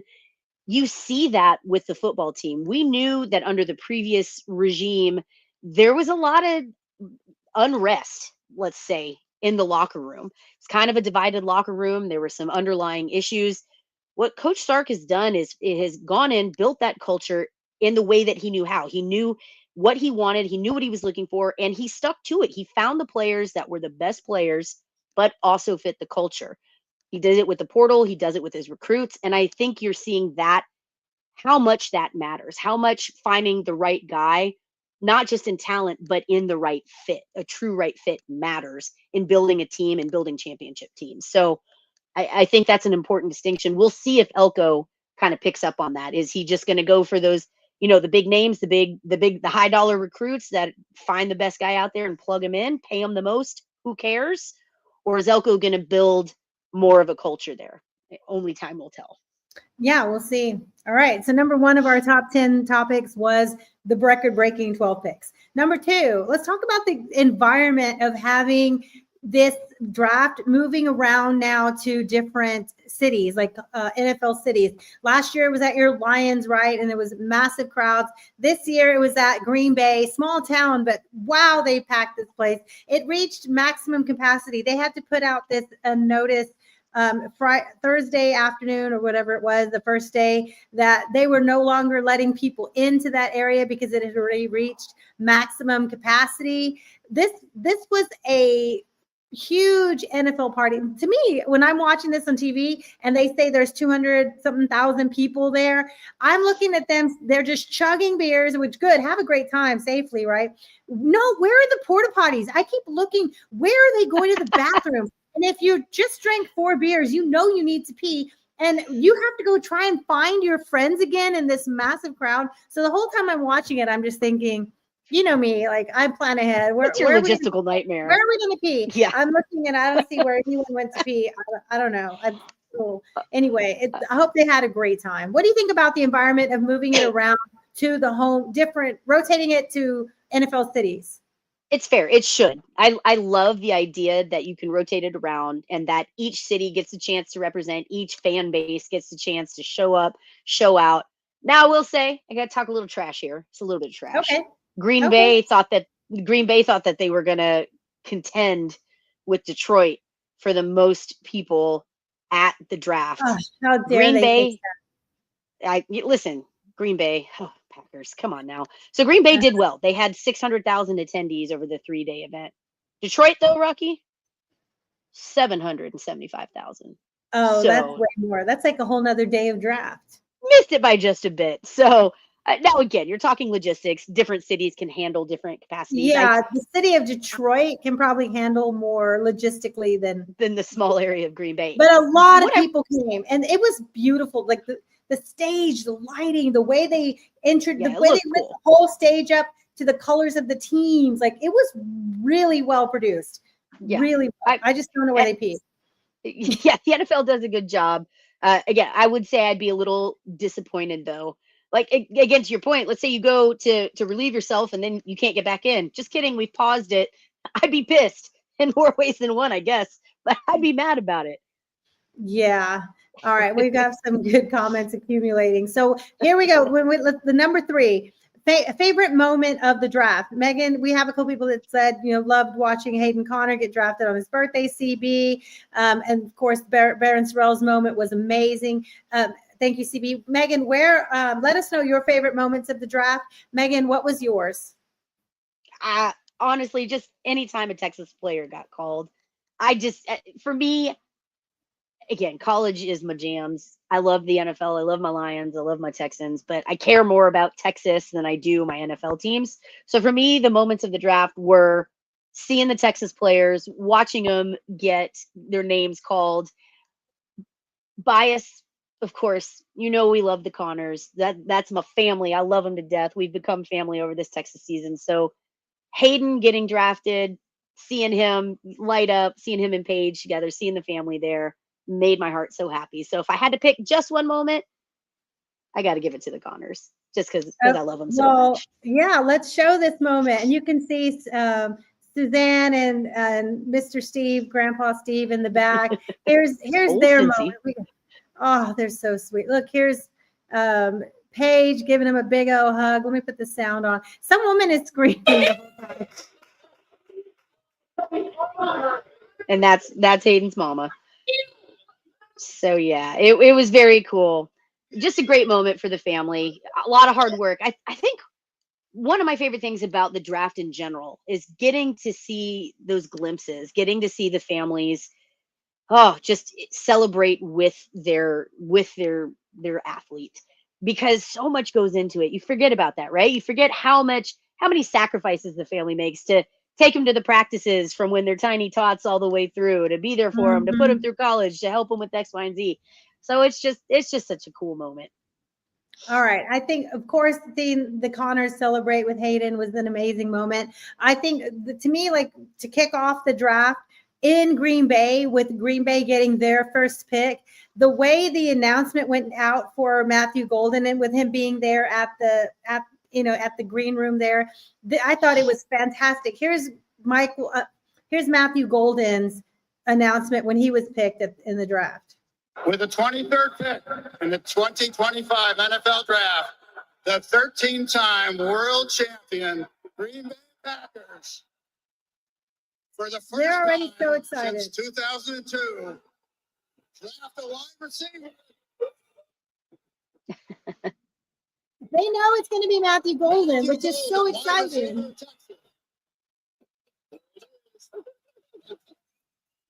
The sound's going out, Rocky. Yeah. So I just think it was exciting because it seemed like the fan base was really smart. Like they knew, okay, for the first time, this means we're getting a receiver, a wide receiver, and they knew it. And then they went crazy when it was Matthew Golden. So it sounded like they were a pretty educated fan base who knew they were probably getting Matthew Golden. And then the way they were all saying, go, Pat, go for him. What a special moment. And then Barron Sorrell got to have a similar moment, not the first pick of the whole draft, but he got to have a similar moment because he was also there, to hear his name be called. And on Saturday, he got to come out and he was pretty emotional. We saw some videos over the weekend, pretty emotional, exciting opportunity for Barron Sorrell. What a hard worker.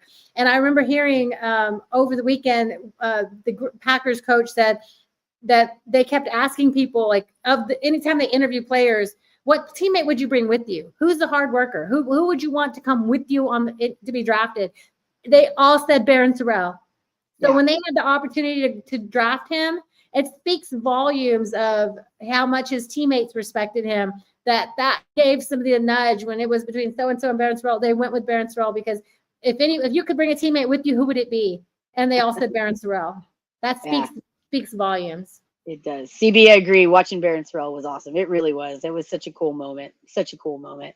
Want to give a quick shout out before we show a few more things. Ezzy, thank you for joining us. Miracle Martinez, girl. I need me a martini. I am ready to drink. Let me tell you, I ran out of wine tonight and I'm bothered by it. But Ezzy, just want to give you a shout out. She said, thanks for the live stream. She was about 30 to 40 minutes late. Friends surprised her with a dinner at Vince Young Steakhouse to celebrate 1 year of being cancer-free today. Congratulations. That is awesome. Big round of applause, girl. You're absolutely killing it. Miracle Martinez is the perfect handle for you because you have made it through so much shit. So congratulations. That is such a huge milestone. And here's to many, many more years. We're proud of you. We're very proud of you. Yeah. We're proud of you. That's exciting. Congratulations. So glad you joined us. I hope you weren't rushing. I hope you made it home safe so you can watch the show with us. Okay, so if you missed it, Miracle Martinez, we were saying the top 10 things we wanted to talk about with the draft. Number 1 was the top record-breaking picks. 2 was the environment. 3 was our favorite moment. So let's get to the biggest surprise. Megan, did you have what was your biggest surprise of the draft? For me, again, Texas related was how far Ewers fell. I unhappy surprise, but we could debate. I think every realistic Texas fan, I don't think anybody expected him to go first round or second round. 4th round felt about right. 5th round, I could have understood, but dropping all the way to the 7th round felt tough, man. And it was tough watching him too, right? Now, I loved the trophy room with his 47,000 animals that he had. Oh, a lot of people did not like that. It's all right. I'm from Texas. Hunt all you want. It was a little But gaudy, I'll just say that. yeah, I mean, it's not, yeah, whatever, but I appreciate Yeah. it. I respect it. But yeah, man, it hurt watching every time, and you could see his face kind of falling. So I'm happy he ended up where he did, though. I will say this. I think that Miami is a really, really, really good fit for Ewers. So maybe it's a blessing in disguise that he went late enough. We know that Tua has obviously had some issues with his health, with his concussions. God only knows if his noggin is going to stay intact. So yeah, I think I'm happy where he ended up, but I was quite surprised that he dropped that much in the draft. That was your biggest surprise. My biggest surprise was a happy surprise. We got my Tennessee Titans. Yes, we got Cam Ward, which is great, and I'm excited about that. We got the Tennessee Titans got Gunnar Helm, and when I talk about how happy I was for Gunnar Helm to come to the Tennessee Titans, I can't even tell you. So, but not only did we get Gunnar Helm, we also got Benda, which was amazing. So Benda is also coming to the Tennessee Titans. We also got Jaron Thompson. I don't know if y'all remember Jaron Thompson, who transferred away from Texas, but will always be a lifetime Longhorn. He is also with the Tennessee Titans as an undrafted free agent. And then we got to go with T'Vondre Sweat, who is already at the Titans. And then did you know we also got Jerry Rice? He is coming to be the general manager of the Tennessee Titans. Well, good. Y'all need it. That's for sure. We could maybe not be the worst team in the NFL next year. Maybe, I'm not saying anything crazy. You're not gonna take it too far. No too wild predictions, but I'm not gonna get crazy. You have to be happy though, Rocky. It seems like the Titans really did clean up. I feel like the Titans made a lot of really smart choices. Again, I'm looking through this with a bit of a burnt orange tinge on my glasses here, but it really does. Again, Benda is a dog, and he is going to do that. Dude has such a work ethic, such a work drive. He is going to do whatever it takes to better the team. Of course, we know Gunnar Helm with that same kind of drive, that same kind of effort that he puts in. We talked about it last week, competing, when he was at the combine and busted his ankle up, still ran the 40, had a much better pro day at Texas. So I'm really glad.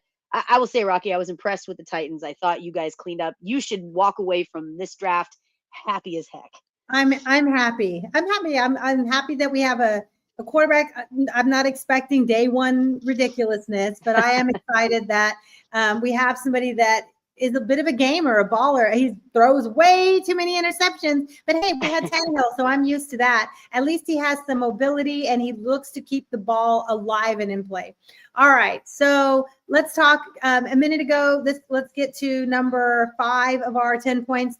RBU, and this is thank you, CB, earlier for talking about the photo. We want to mention the photo. So September 3rd, 2022, I took this photo because we have good seats in this. Now you can't people keep saying, take a new one. You can't because one, they moved the running backs far away from me, but also they have all these covers for them now, these protecting from the heat and keeping them cool and shaded and, and privacy, because a lot of times they're getting treatment and things. So they're covered now. You can't take these photos as easily anymore. So I was able to get this picture of the running back room in 2022, and you see Keelan Robinson, Roshan Johnson, Jonathan Brooks, Jaden Blue, and Bijan Robinson. I love that so much.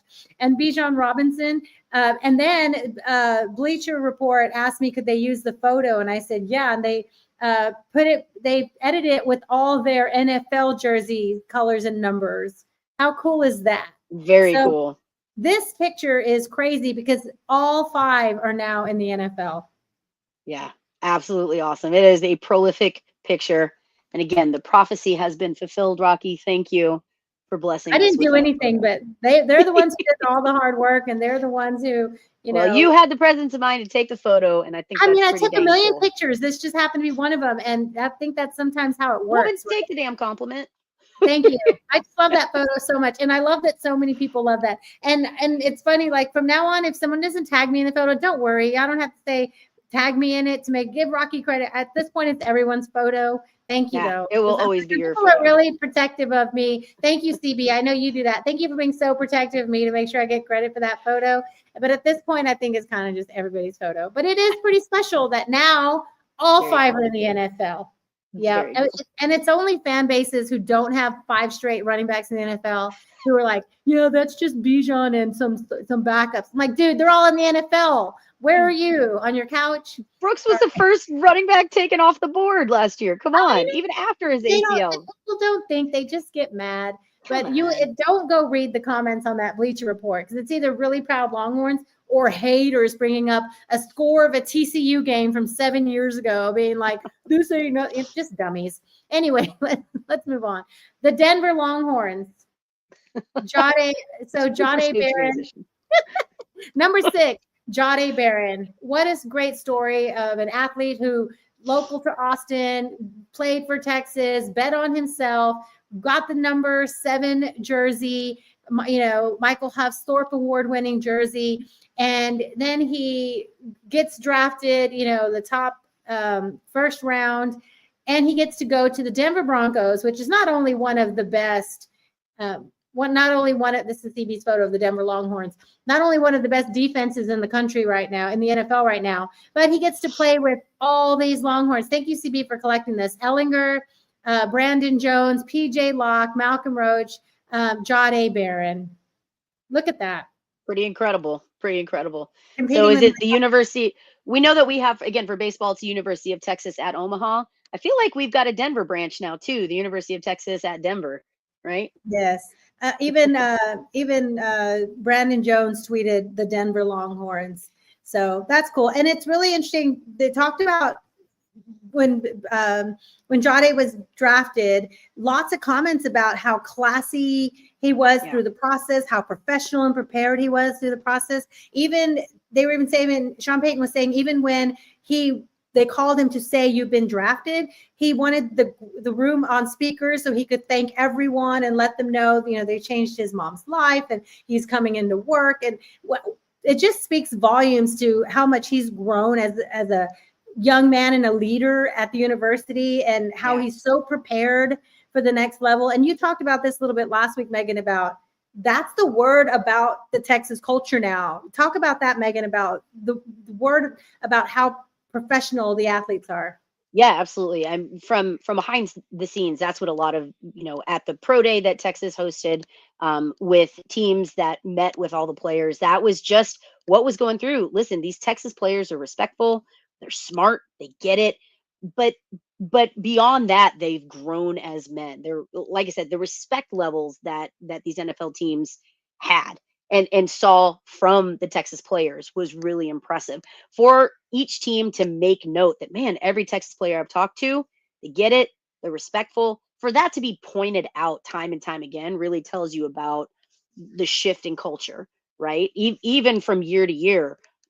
For them to say that about every player coming through this year was a really cool thing. And it might be small and it might not matter in the grand scheme of wins and losses, but as a Texas Longhorn, man, that makes me feel really good. That makes me feel good that we got some good dudes on the team, not just ballers, but some good dudes too.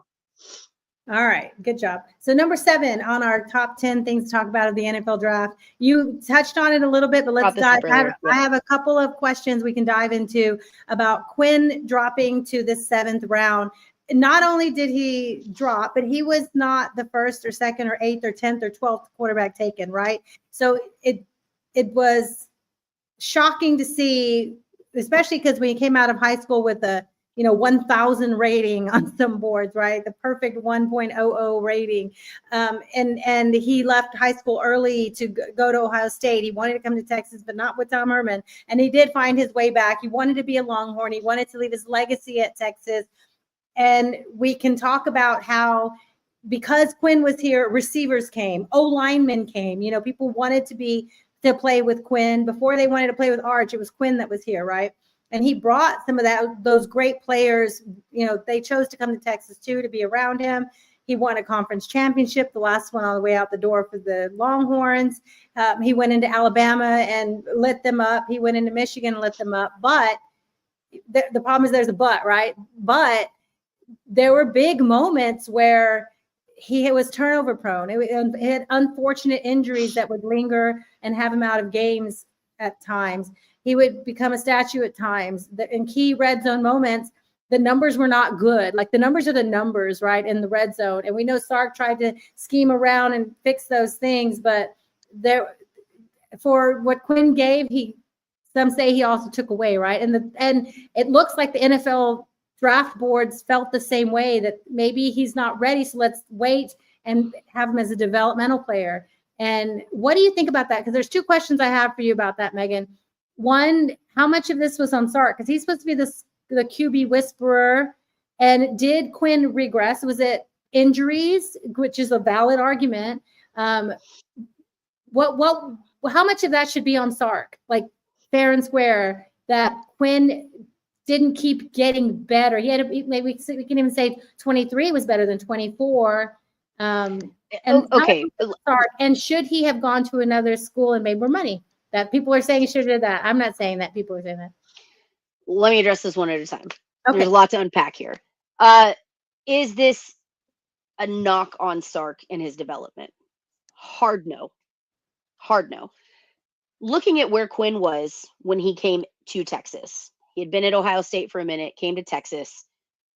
Looking at what he potentially could do and who he turned into, at the end of the day, you could look at it in a different way. You said that NFL teams looked at him and said, maybe he's not a good fit. Maybe he's not, there are some current concerns with his health. Maybe his pocket presence was a little bit of a concern here. I think at a certain point, teams kept pushing back because they knew they were going to get a steal with Quinn after a certain point. However, if you want to look at it and say, okay, he was a 7th round draft pick that, he went in the 7th round. You're talking about Coach Sark taking a dude that went in the 7th round and getting a play shy, a kicker shy of the national championship game 2 years in a row. A throw shy, a hard catch shy, a kick shy of the national championship game. You're telling me that Sark didn't do more with less? If we're going to put that label on him, on Quinn, as a 7th round draft pick, he wasn't the huge star. He wasn't the Cam Ward. He wasn't the invincible, right? He wasn't Vince Young. Do anything, do everything, the perfect quarterback. He wasn't that guy. And you're still telling me he took Texas right to the brink 2 years in a row. To me, that's development as hell, right? Like that shows a ton of development from where Quinn came to Texas and what he did for Texas while he was here. You will not make an argument to me to convince me that's not development, to tell me that's not development, right? Yes, you're right, Rocky. There were problematic times. He didn't step up into the pocket a lot. He held on to the ball too long from time to time. He was a little inconsistent with his throws. But I believe that Sark got Quinn closer to his ceiling than left him closer to his floor. So to me, that's development. That's taking a player and doing everything you can with him, with a few unlucky breaks because of the health thing, right? He got banged up.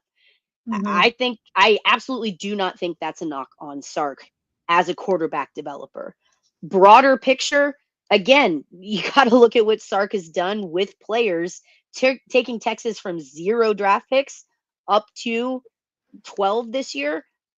Development happens. So quarterback specific, no, I don't think it's a knock on Sark. And you also have to look at the development, in my opinion, that he's given all players. He's turned around the narrative that Texas doesn't develop players and has pushed that. So do I think it's a knock on Sark? No. Simple answer, no, for those reasons. Okay. Now, what was your second question? Second part of that question? Let's listen to a clip real quick of Josh Pate talk about the second question about should he have, he could have made more money if he just went to another school, right? He should have just transferred and played one more year of college. Of course, with Arch waiting and ready to go, it's best that it was his time at Texas. Thank you. It was, great. You did great things, but the time is done, right, at Texas. Should he have just gone to another school? He could have made, some say, $4 million, $8 million. Let's listen. Funny to anyone other than me that you got this group of casual fans that scream at kids when they chase a bag in college football. And that same crowd's criticizing Quinn Ewers for turning down a bag to chase his dream. What exactly are you wanting guys to do? They chase the bag in college, and shame on them. And then you got one that says $4 million, huh? No, I think I'll go chase my dream. I want to be an NFL player. And you know what? If I go in the 6th or 7th round, that's okay. I just want a shot. All due respect, thank you for your time. I'm going to turn down the money. What an idiot. Is it true? Was that song true? You can't please everyone, so you just got to please yourself. All right. Thoughts, Megan? I agree with him. Look, you can't talk out of both sides of your mouth. I respect the absolute hell out of Quinn. He made money at Texas, right? On top of that, his family wasn't really hurting before. We know that he made money at Ohio State. He didn't play a snap there, right? I don't know, again, especially considering his injuries. I don't know that him going somewhere else, you don't know what could happen. He could have gotten injured where it ends his career. He did things exactly how he wanted to. He left high school early, went to Ohio State, made a little money there, learned there, came to Texas where he always wanted to play, became the number one, QB1 at the University of Texas. Right. Took Texas from dark ages into competing, knocking on the door of a national championship. He wanted to leave a Longhorn. I respect the shit out of that. I really do. Could he have gone? Yeah, but why? He's doing things the way that he wanted to do them. He wanted to be a Longhorn. He wanted to leave a Longhorn. So I'm not going to knock a kid for doing that. And I love Pate's point, right? You knock him for chasing a bag. You knock him for not chasing a bag. It's a no-win. It's a damned if you do, damned if you don't. So I respect that he made these decisions. You can never question his loyalty to Texas. Excuse me. You just can't. I respect it. All right. I agree. It's, he has an opportunity. His dream is to be a legacy, leave a legacy at the university. He did that.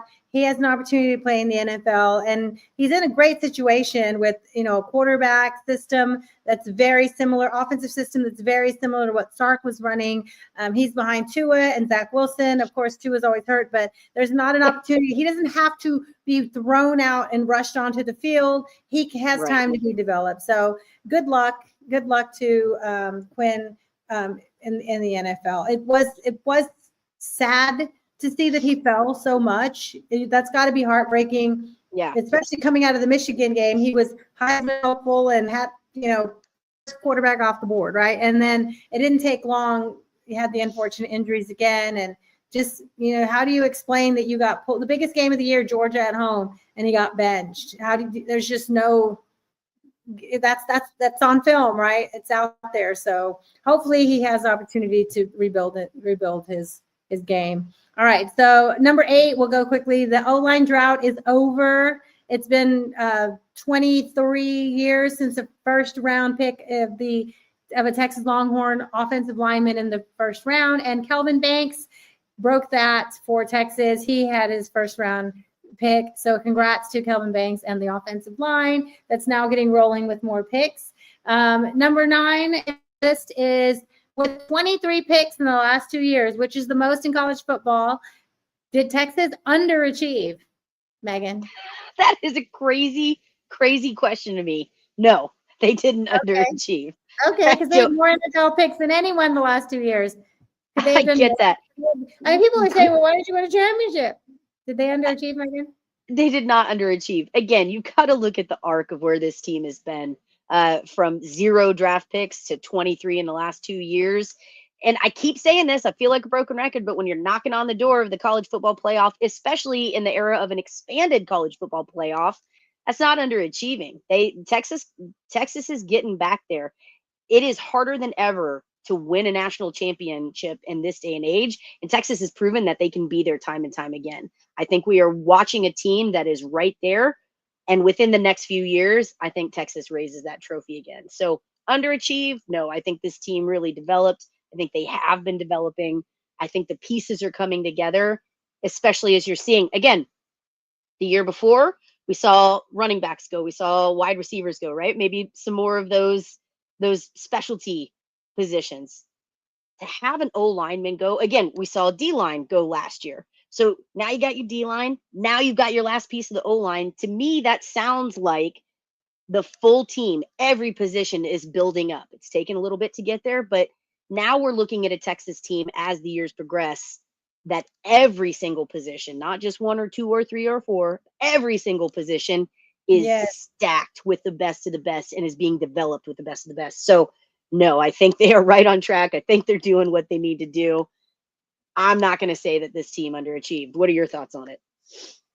I agree. There were some missed opportunities for sure. When you're right there, it's one or two moments or things that change a whole game. Of course, the game's all plays the full 60 minutes, but there were just key moments, and those key pieces, they were critical and surgical in how they addressed those in this offseason. So even though the team is still young, 25, still a little early with the new O-line. We talked about this early, the new O-line, all young receivers. DeAndre Moore is really the only upperclassman still. So I think it still might be a little early. So we'll see, but they did address really key needs in the transfer portal and brought in a number one recruiting class. So the talent is reloading, like we said a minute ago.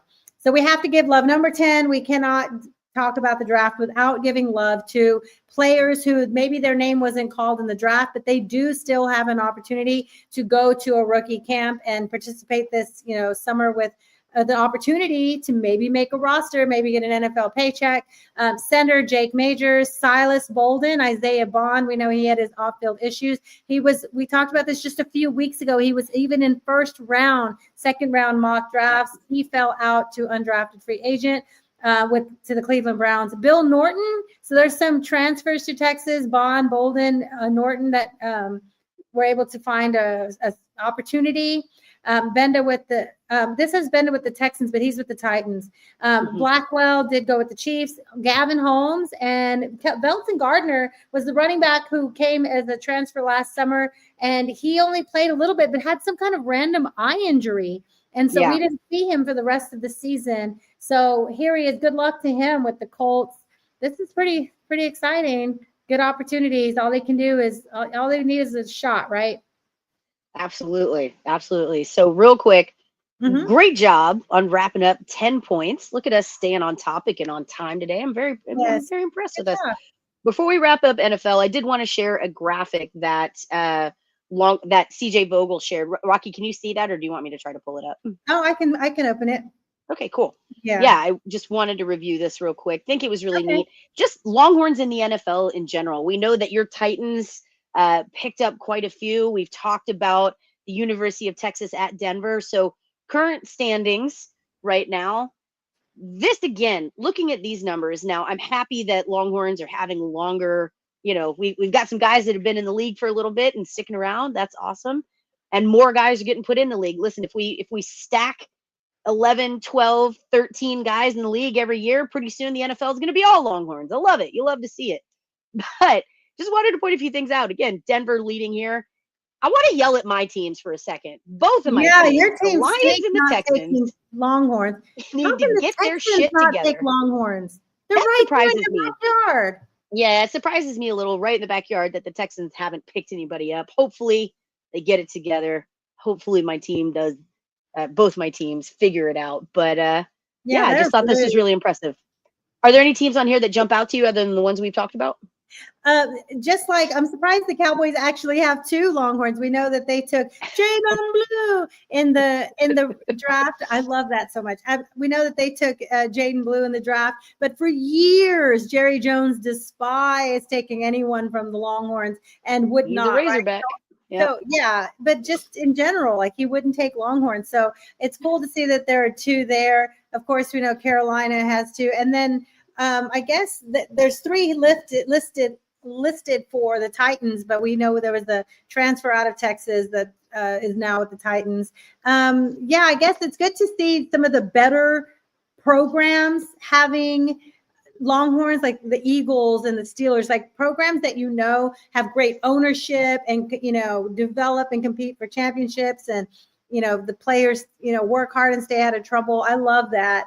Those are all Yeah, I'm surprised to see the Texans with no Longhorns right here in Me the too. backyard. I'm glad you pointed that out. Now I'm like, Yeah. All right. So let's look. Of course, we have to look at way, way, way too early next year NFL draft. Way too early. They have. Is there an opportunity? This list is put together by Cody Carpenter. Opportunity next year, of course. A lot of people are saying Anthony Hill will be the first off the board. Well, people are saying Arch Manning, but we know that ain't happening. Anthony Hill, the first off the board. There's Trey Moore. Trevor Gooseby has a huge opportunity to come and light it up in that Kelvin Banks path. DeAndre Moore, we just said he's the upperclassman, the junior this year. Anyone there? We see Jack Henry's a tight end that just transferred. Taff is a third-round pick, going from walk-on to a top pick in the top maybe 100 pick in the draft. That would just make my day. And Wisner, this is exciting list. Yeah, I love that Trey's on there. So again, I mean, we're gonna be having this conversation. I hope we have this conversation again next year. I'm gonna keep picking Texas to keep beating their record until we get to a certain point, right? So let's see, But 1, 2, 3, 4, 5, 6, 7, 8, 9, 10, 11, 12. This list has 13. Of course, there could be another superstar receiver that transfers in before the, in the summer or whatever. You never know. There could be a player that just lights it up and really stands out and is on the rise. Like, well, there's players this year that we didn't expect to really rise the way they did, and they got drafted. So this is a great list. Woo, there's an opportunity to do it again next year. CB, good looking out, man. Lions did sign Gavin Holmes, so I appreciate that. And then the Texans, you're right. The Texans did have Boyd, but he signed with the Jets. So I still think my teams need to get on it. Love looking ahead. That's a lot of fun. Thank you. Appreciate you, man. All right. So let's just finish with the one last thing. We don't have to get all into the drama of why Shador was not drafted and was his dad the influence. There's a million theories on why. Is it because they put on a crap show at the biggest bowl game, the bowl game in the end of the year? Who knows? But let's talk about the prank. The kid who got his phone number from the dad, the DC, his dad is a DC in an NFL team, and he got the phone number, and this little frat boy thought it'd be hilarious to call Shador and say, you're waiting to get, we're not going to play it because we don't need them to get more clicks. You're waiting to get drafted. Well, you're going to keep waiting, and he hangs up on him. What are your thoughts on that prank and like how it all went about, and then the punishment of being, $250,000 fine for the team and so on? I think the punishment is justified. I think it's a shitty prank. I know kids do dumb things, and some people are like, oh, it's not a big deal, but it is. I'm not a big Sanders fan. I don't think that's any secret. But it's shitty. You're talking about kids that are waiting. They've been aiming their whole life for this moment, and you're messing with them. In a day and age where we talk with, about mental health, I'm up for a good prank. This is way too far. I don't know. It made me feel sympathetic for Sanders, right? Which is not a thing I typically am. So I think nobody it was deserves that in their down moment. Like, you don't kick them while you're down. You just don't kick them while you're down. Yeah. It's I thought it was crappy. Yeah. And to be quite frank, I think the $250,000, like, you're a head coach that makes millions of dollars. You left this number, this private information, where your kid got to it. It sucks that it was your kid. I hope you have a heart to heart with your kid afterwards and help them understand why this was a bad idea and a real stupid thing to do. I will say this. I have seen the kid come out and apologize. It seems pretty heartfelt. Like, $250,000 getting taken out of your dad's butt probably makes your apology feel a little more heartfelt. But he has reached out. He has, called Sanders specifically, said, I'm really sorry. This was a huge mistake, biggest mistake of my life. He has apologized publicly. It feels heartfelt. So I respect that. I do respect that is how he followed up with it. But yeah, man, in a day and age where we talk about keeping, privacy, your private things private, privacy matters. Corporations get millions of dollars for data breaches for your information getting out. So I think it's in line. I think it's appropriate. What do you think? Oh, I mean, we've all made prank calls. We've all had a prank call or a silly joke, but there's different levels, right? And to take really like his private phone number that he got for the draft and was only handed to NFL GMs. It's a different conversation Right. whether or not he should have been drafted first or 10th or not at all, right? That's a different conversation. But no matter who he is, he didn't deserve that kind of public humiliation. That's that rudeness. All right, so yeah, the consequences were severe because it was a professional. It was a professional. It was violence, a shitty right? thing to do. Yep. Absolutely. Okay, so let's give a little love to Ryan Watts for sure. Ryan Watts, lifetime Longhorn. We remember he was the mega hard hitter DB for Texas. He was picked up by the Steelers last year, drafted the Steelers, and he apparently has not been able to overcome the back injury and issues that he's had. So they agreed, his doctors agreed that it's time for him to stop playing football. So best of luck to Ryan Watts as he transitions to the next chapter of his life. And I wish him health and success. And that's a bummer. It's sad because he was one of my favorite players, number 6. Yeah, he did release a statement. Okay. Again, I'm not going to read the whole thing. It's pretty lengthy, but one of the things that I thought was pretty impressive. He said, "Thank you to the Steeler family and everybody that took care of him, for treating him with immense care and respect during the challenging time." He said, "I remain optimistic about the opportunities that lay ahead, and I'm still very proud of how far I've come. As a competitor, I refuse to let this setback define me. While my current path may be changing, I remain open to new opportunities and possibilities. My passion and determination are stronger than ever, and I trust that with God's guidance, I will find the strength to embrace whatever comes next. My journey is far from over."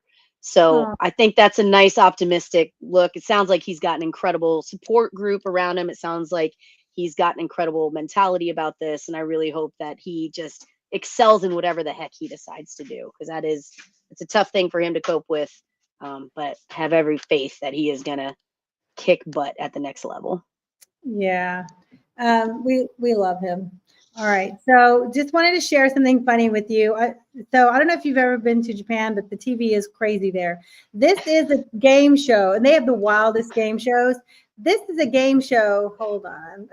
The audio, whatever, where they're trying to blow this bug into the other person's mouth. And if you're listening, there's this plastic tube between them, and it's two women. Between two women sitting across from each other. Yeah, they're across from each other, and they both have their mouths on the plastic tube. And there's this massive, like, cockroach-looking bug in the tube, and they're trying to blow it into the other person's mouth. Okay, but how are you going to get mad at me for Max Wiener jokes when you're showing this? They're filleting a clear tube with a bug in it. Come on, man. No, what is this? Who wants to be on this show? It's like that show where you slap each other, like the slap championships, like it's a real sport now. Anyway, this is hilarious. It's like their version of like Minute to Win It or whatever. So I just have to show you that. You brought up the slap. So I've got to ask you, how much money would you take like somebody's hardest slap for? Would you do it? Like, I have a dollar amount for sure. That it would matter who. Like, that's fair, but I mean, let me ask you about this. My size, like, is that how they pair up, right? Or is it just like you get paired up with this monster of a human that's gonna slap the shit out of you? Like, if you watch, I don't know if you go watch those little clips. I think we've shown them on this show before, actually, because my son is obsessed with the slap things. I don't want to get hit in the face because so much damage can go directly to your brain. And they always like hit the rail, hit the stand on the way down. They hit there's people who are behind them that are supposed to catch them as they pass out from the slap, but sometimes they don't really catch them. As your brain disconnects from its stem. Yeah. Look, there is definitely a number. I think you bring a good point. If I'm going to get slapped that hard, yeah, we have talked about this because I talked about the slap that I got at Stubbs and got like lifetime. Oh yeah, you got like blindsided, right? Like, yeah, she came out of nowhere. Slapped or something. She was getting arrested. She slapped me on her way up. She wrenched free, slapped me. And they saw it happen. I got free drinks, got VIP and free tickets to Stubbs. So yeah, worth it, I guess. If I happen to get slapped, I hope I get something for it. But I wouldn't sign up to go just stand there and get slapped. Because you Take see a these hit. people, their eyes roll in the back of their head, and these are professional slappers. Like they train to slap. So no, thank you. Train Anyway. to slap. I feel like there's a shirt in there somewhere. All I right. love it. Well, y'all, we there's much appreciate we'll y'all. talk about, but we'll wrap up there. That's good. We talked about a lot. We'll end it on the slap. All right. Well, we appreciate y'all being with us. Don't forget to like and subscribe. Again, that helps us out, helps us keep doing what we're doing. We are Fire the Cannon with the #1 on Twitter or X if you're a millennial or a young kid. I guess not even millennials now, or Instagram, or on YouTube. We are Fire the Cannon Podcast. We really appreciate y'all being here again. Please like and subscribe. We are live every Wednesday. This show will go live on our podcast tomorrow. So again, all right, y'all. For everyone with the comments, we appreciate your participation as always. If I could say participation, there we go. Nailed it that time. As always, we appreciate y'all. I'm Megan. I'm Rocky. And we are Fire the Cannon. Hook 'em.